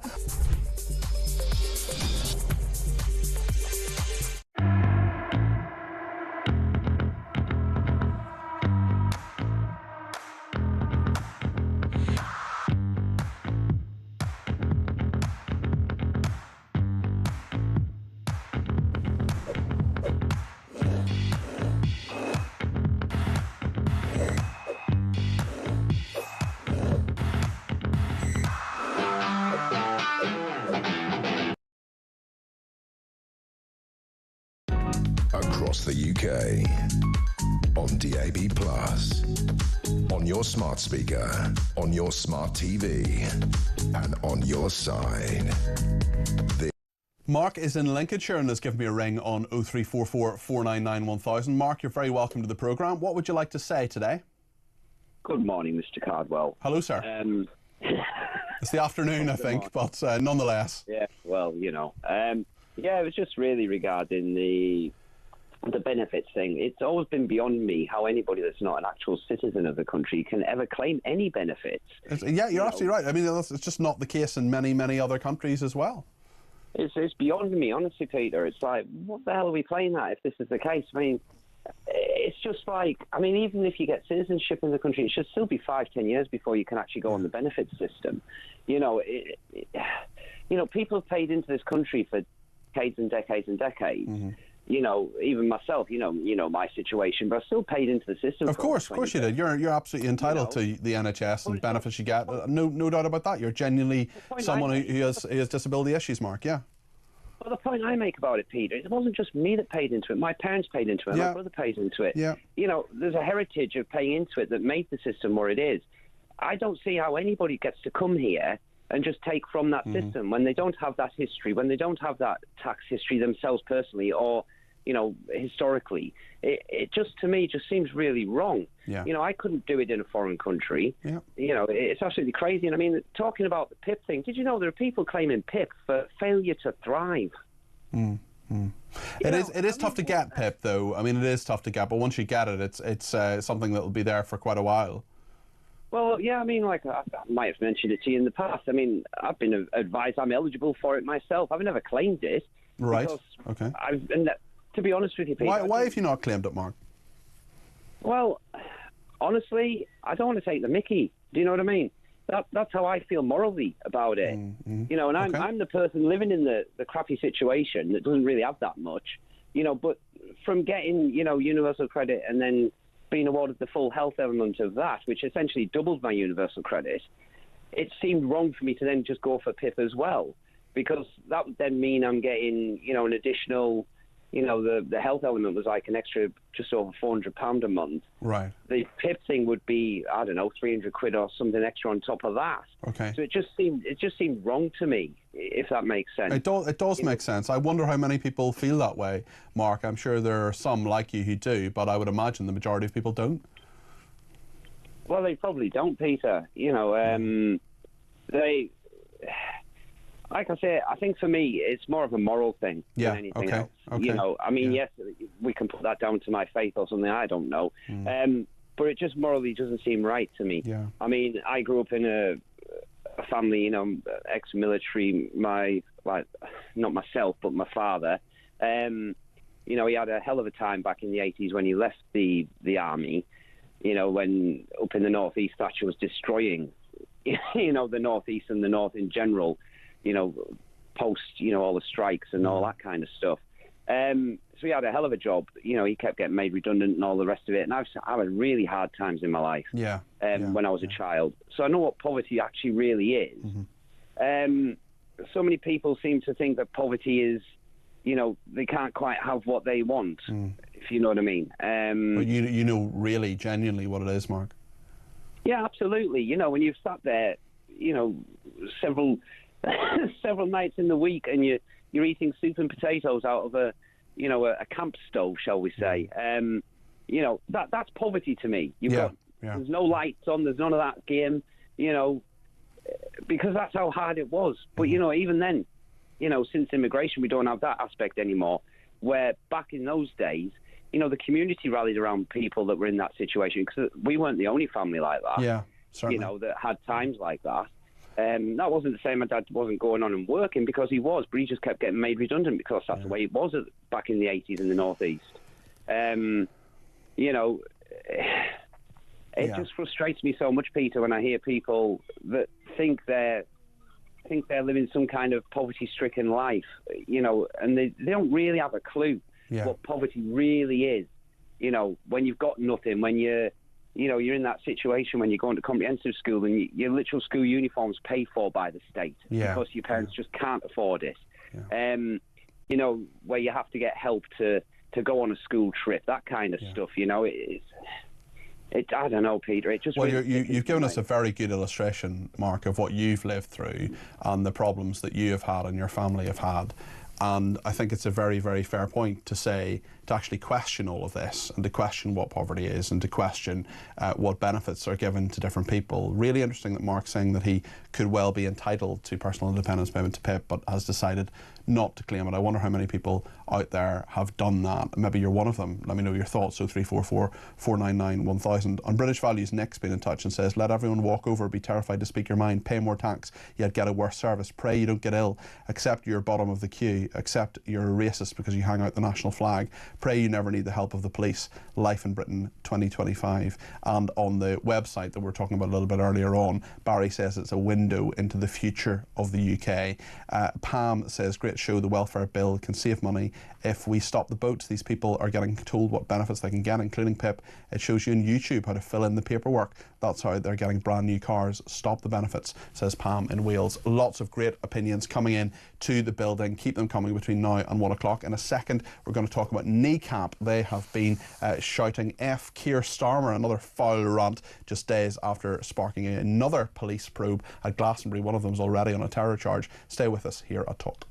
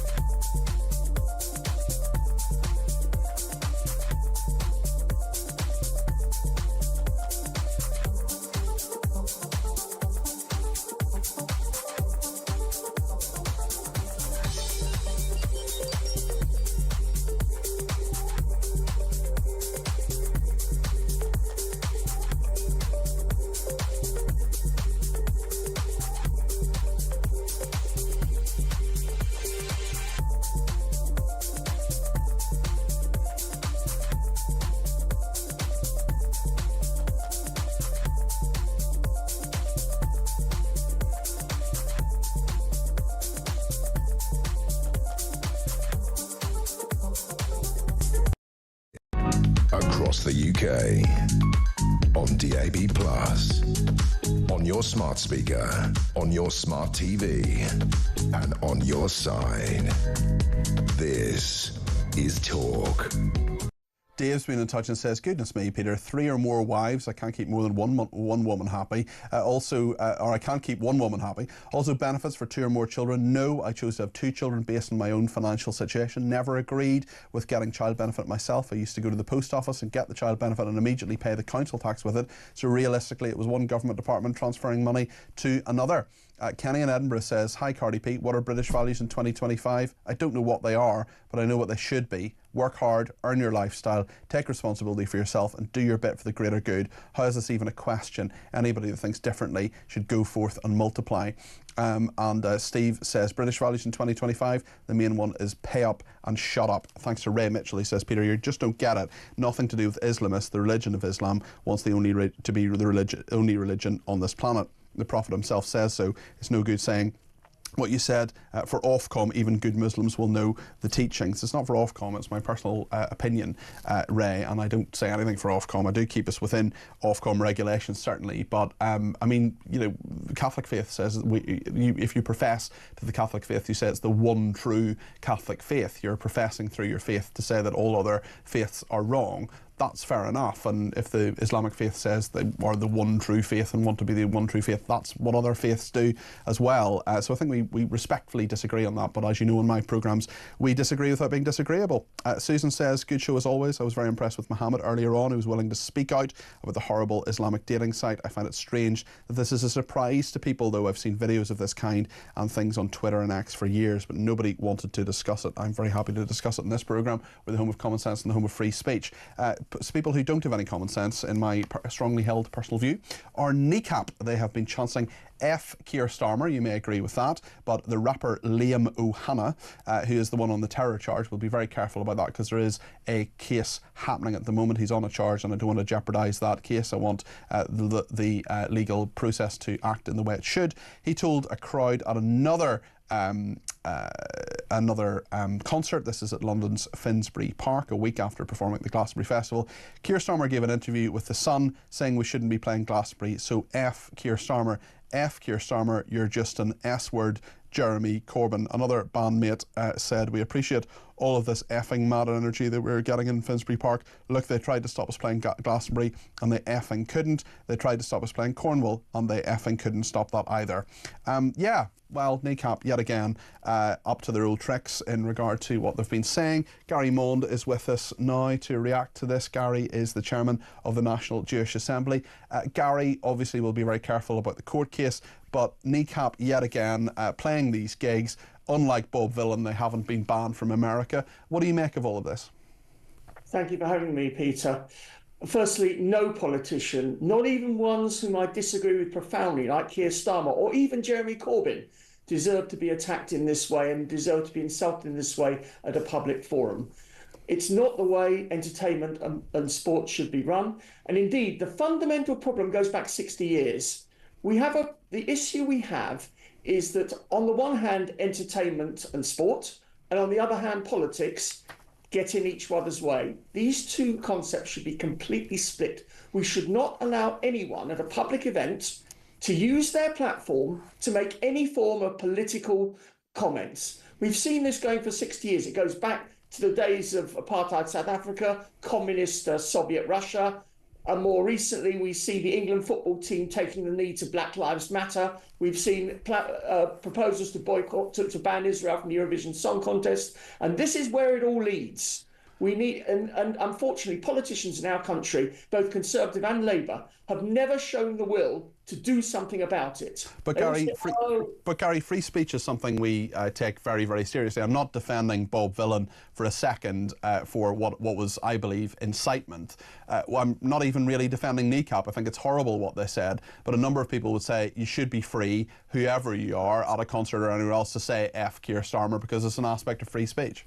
Not at a concert or anywhere else. Of course, you should be free to say what you want in the pub or at a private event. You know, if you've got pro-Palestine supporters and they have their own event, as long as they don't incite hatred, then they can say what they like. What they should not be allowed to do is to use a public forum where people are attending for wholly different non-political reasons to espouse a political platform. But people going to a kneecap event are going to know what to expect. They know they're a very political band.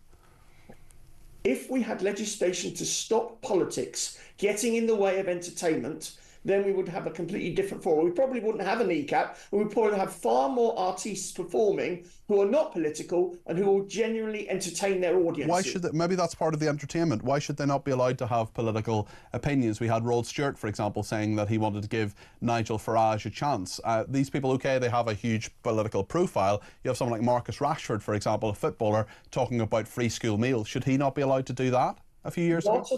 He should be allowed to do that at an event that is designated for that purpose. If the event is to support Palestine or to support some other political cause, then fine. This is not an event designated to support Palestine. This is a public event where most people want to go because they want to hear artists. Yes, there are a few political activists who want to go because they enjoy the Jew hatred. But seriously, I think that we need legislation to stop this sort of thing, and we've needed it for 60 years. It's not new. Okay, Gary, weirdly, I usually agree with everything you say. I think I fundamentally disagree with that. But anyway, here we are. Glastonbury, Emily Evis, if we go back a week, she said, Emily Evis, who's one of the organisers, says, as a festival, we stand against all forms of war and terrorism. I mean, you literally invited someone who's on a terror charge to your stage, Emily. We will always believe in and actively campaign for hope, unity, peace and love. I want to ask you a little bit about Bob Villan. No, it doesn't appear that any arrests have taken place a week on after Pascal Robinson Foster, who is one of the artistes, who is a member of Bob Villan, shouted death, death to the IDF. Glastonbury said we're appalled by the statements made yesterday.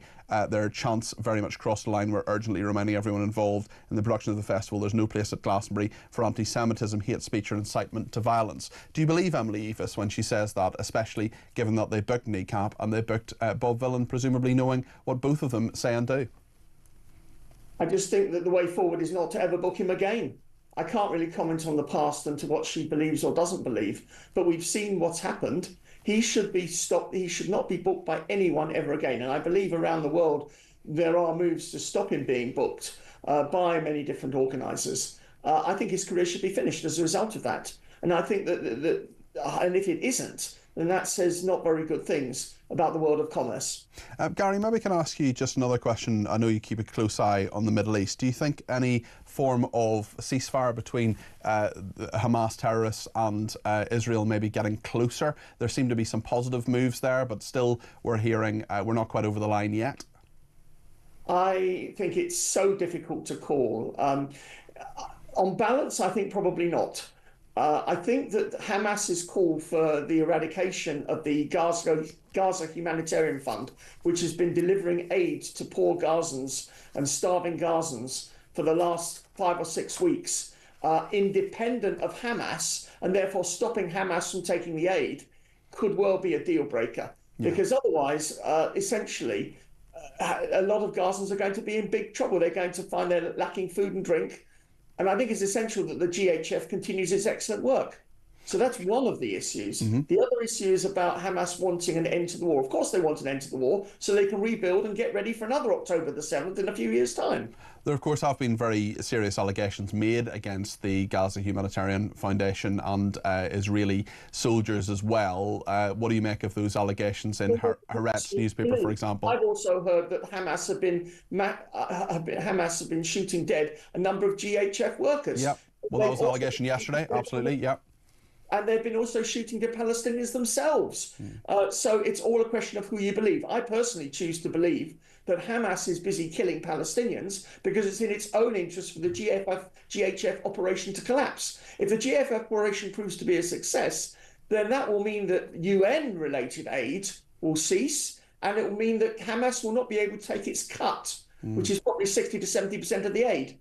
Yeah, it speaks volumes that Hamas actually want the UN to be involved again through UNRWA. Gary, very, very interesting to talk to you. As always, thank you. That's Gary Maund there. He's the chairman of the National Jewish Assembly. Lots more to discuss, including your points. Taff in Dover says, regarding the bill that means the employer can be prosecuted for banter, everyone knows the left do not have a sense of humour, so it's brilliant for left-wing lawyers.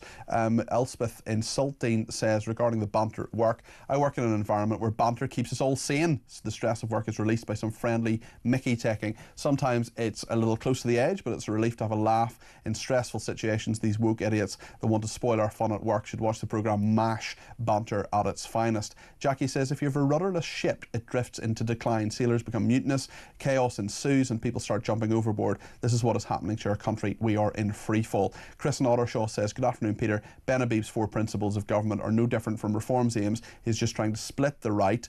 Reform vote. He's an egotist, says Chris in Ottershaw. Well, for certainly on the point of Northern Ireland, I think Ben would say there's a fundamental disagreement between him and Nigel Farage on that. But Chris, I think a lot of people will agree with what you're saying. I'm not sure I agree with all of it, but there's a point there, certainly. Annie in Woolwich says, "Hi Peter, I used to have so much respect for Ben Habib, and to be honest, he still talks good sense. However, he has absolutely zero chance of making any political impact with his new party. Most people would not have a clue who he is, and all he is trying to do is split the Reform vote and keep himself relevant." Great show as ever, says Andy. Ben Habib is such a great guy, says Amanda. "It saddens me greatly he is no longer with Reform. If only he would return." I think that ship has sailed, Amanda. The relations between him and Nigel Farage are in the deep freeze, let me tell you. Rob in London says, "Bitter Ben strikes again. He's not even a politician. They're not going to win. Reform is the only party with any integrity, and it will win the election." Joe says, "Angela Rayner wants to ban banter in the workplace. What about when she called Conservatives Tory scum? Was that banter?" In fairness to Angela Rayner, she did apologise, but she also said it. Stay with us here on Talk.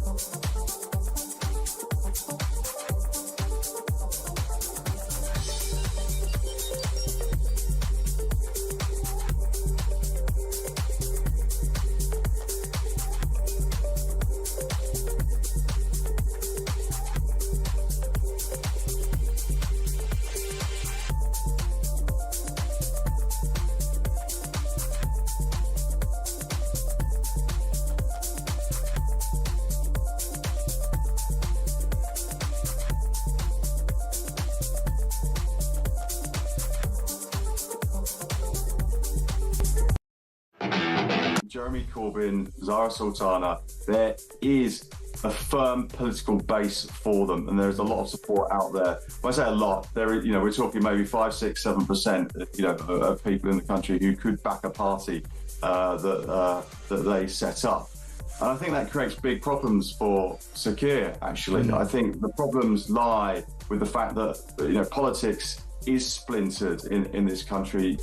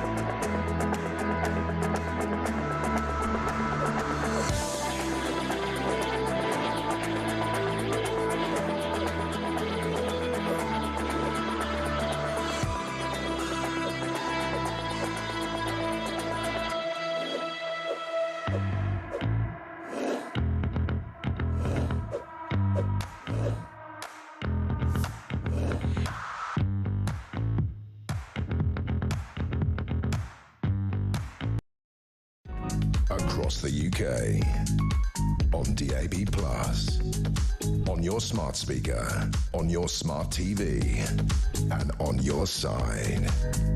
This is Talk. Thank you to Mary in County Down, who has been in touch and says Tel Aviv University is developing a nasal vaccine that could protect against Alzheimer's and stroke. The Technikon Institute of Technology in Haifa has created a simple blood test capable of detecting various types of cancer. Mary says, assuming that all the pro-Palestinians and people calling for divestment from all Israeli products and severing of academic links will boycott this test and any treatment that flows from this groundbreaking Israeli research. A simple blood test? No thank you. I'll have the full colonoscopy, those people will undoubtedly be saying, says Mary. Well, we're talking today about the two-child benefit cap. We're talking about foreigners and welfare benefits. We talked to the Shadow Chancellor and former Work and Pension Secretary Mel Stride a little bit earlier on. Let's just remind ourselves what Bridget Phillipson has said this morning on the two-child benefit cap. She was speaking to Sky News. So together with the Work and Pension Secretary Liz Kendall, I'm leading the Child Poverty Task Force, and what we're looking at is every way that we can lift more children out of poverty. It is the moral mission of this Labour government to make sure that where you're from doesn't determine what you can go on to achieve. And too many children in our country right now grow up in poverty, and we're determined to change that. We're not waiting around for that. We've already expanded free school meals eligibility. I have also always been clear, as has Liz Kendall, that through the work that we're doing, we will look at measures in the security system as well as every way we can lift children out of poverty. Well, thank you to everybody who's been in touch about that entire issue, and indeed about Ben Habib as well. Cliff said, I had a lot of time for Ben. I wonder how someone stacking shelves in a supermarket would be able to afford to live in the UK. With the current cost of living levels, you can only work so many hours per month, says Cliff in Berkshire. And Sally says, what planet is Angela Rayner on? She's the queen of banter at PMQs, quipping about gingers and the sun, with Oliver Dowden as an example. Absolutely ridiculous. What a hypocrite. Goodness help this country if she becomes Prime Minister. She is dangerous. Let me just deal with something head on that Graham got in touch about. What irony that your censor blocked out Ben Habib just as he was referencing the blocking of freedom of speech. Maybe you can confirm what comedic skit Ben was referencing which offended your production team so much. Well, actually, he was referring to a comedic skit that Katie Hopkins does. It didn't offend me at all. What did cause us problems is that Ben used the name of that, which involves a word beginning with S that is 4 letters that we're not allowed to broadcast on this show or indeed any show on Talk. So we had to press the dump button, cut that out. If we work on a 14-second delay, the dump button cuts the 7 seconds prior to that. I'm very happy to give Ben his full freedom of speech. What we can't do is broadcast words that get us into trouble with Ofcom. Nothing really about Ben was doing. He was quoting the name of something, but at the same time, we do need to be careful and we can't broadcast swear words. I'm afraid we just can't do it.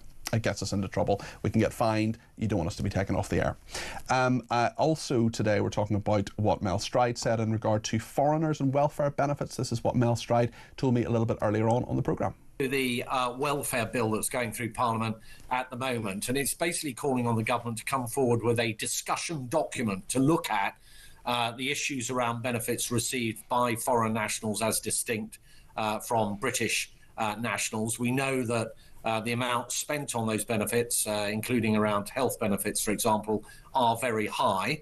And we believe that there is a case for looking at restricting those benefits to those who are British nationals rather than foreign nationals. But we want to have a discussion document because we appreciate that there are all sorts of issues that then come into play around that. But we think it's an important area that we should be looking at in terms of controlling the welfare bill. How could you do it legally, and wouldn't human rights lawyers be rubbing their hands with glee? Well, there would be those who clearly have settled status in our country, and some of those people would be under the arrangements that came into place when we left the European Union. And of course, we wouldn't expect any of those measures to affect them at all. But we think there is just a space, and an important space now, that should be there to have those discussions around this particular issue. And that's why we're coming forward with that amendment to the welfare bill. Mel Stride there, the Shadow Chancellor, former Work and Pension Secretary. Thanks to everybody who sent voice notes in. Quite a lot of reaction to this website that is encouraging Muslim men to take wives who are under 35 and virgins. It is horrendous. That's the tip of the iceberg. There's so many different things that are offensive about it. Bridget's been in touch. Good morning, Peter. It's Bridget from sunny France here. Great show as always. Just very quickly with regards to this matchmaking Muslim site, absolutely disgusting. I'd be very curious to see many of these Labour women's ministers coming forward now and, coming forward and saying that this is not acceptable, it's not good enough, it's not our values, etc. The likes of Jess Phillips, her that didn't want the grooming gang inquiry. Let's see if any of them will talk up regarding this website. But I bet you they won't. And you know why? Because these people that make these websites, people like that are the people, they are the people that vote for Labour. Have a great day, Peter. Bye. Thank you, Bridget, for that. Cindy's been in touch from the United States on this. Good morning, Peter. This is Cindy in the United States. About the dating app, the Muslim dating app, I'm floored, almost speechless. I can't believe that this ad is real. It should not have been allowed to go through in being advertised. Yeah, I'm completely disgusted, and it should be illegal. It should be banned. Yeah, it's wrong. It's dangerous. Yeah, and always a great show. Thank you, Cindy. Anna also has some thoughts on the website. This is what Anna has to say. Morning, Peter. Anna, sorry. Just listening to your wonderful show at work. I think you're being really naive, Peter. And I'll tell you why you're being really naive. You can afford to be, because you're male. I'm a white female living in a country that I see being slowly but surely destroyed by the Islamic culture. Maybe when you walk down the street and women are so terrorised, women like myself, that they feel obliged to cover up, maybe then you might start to wake up. I'm sorry, but no, I don't want to take a chance that there might be the odd good Muslim. I'd rather that, I think they should be forced to leave our country as soon as possible. Thank you. Bye-bye. Anna, thanks, and thanks for your kind words in the programme. I think we're just going to fundamentally disagree on that point. I know a lot of Muslims, I have a lot of Muslim friends who are law-abiding citizens who wouldn't dream of doing that. I know there are people from many cultures, including the Muslim culture,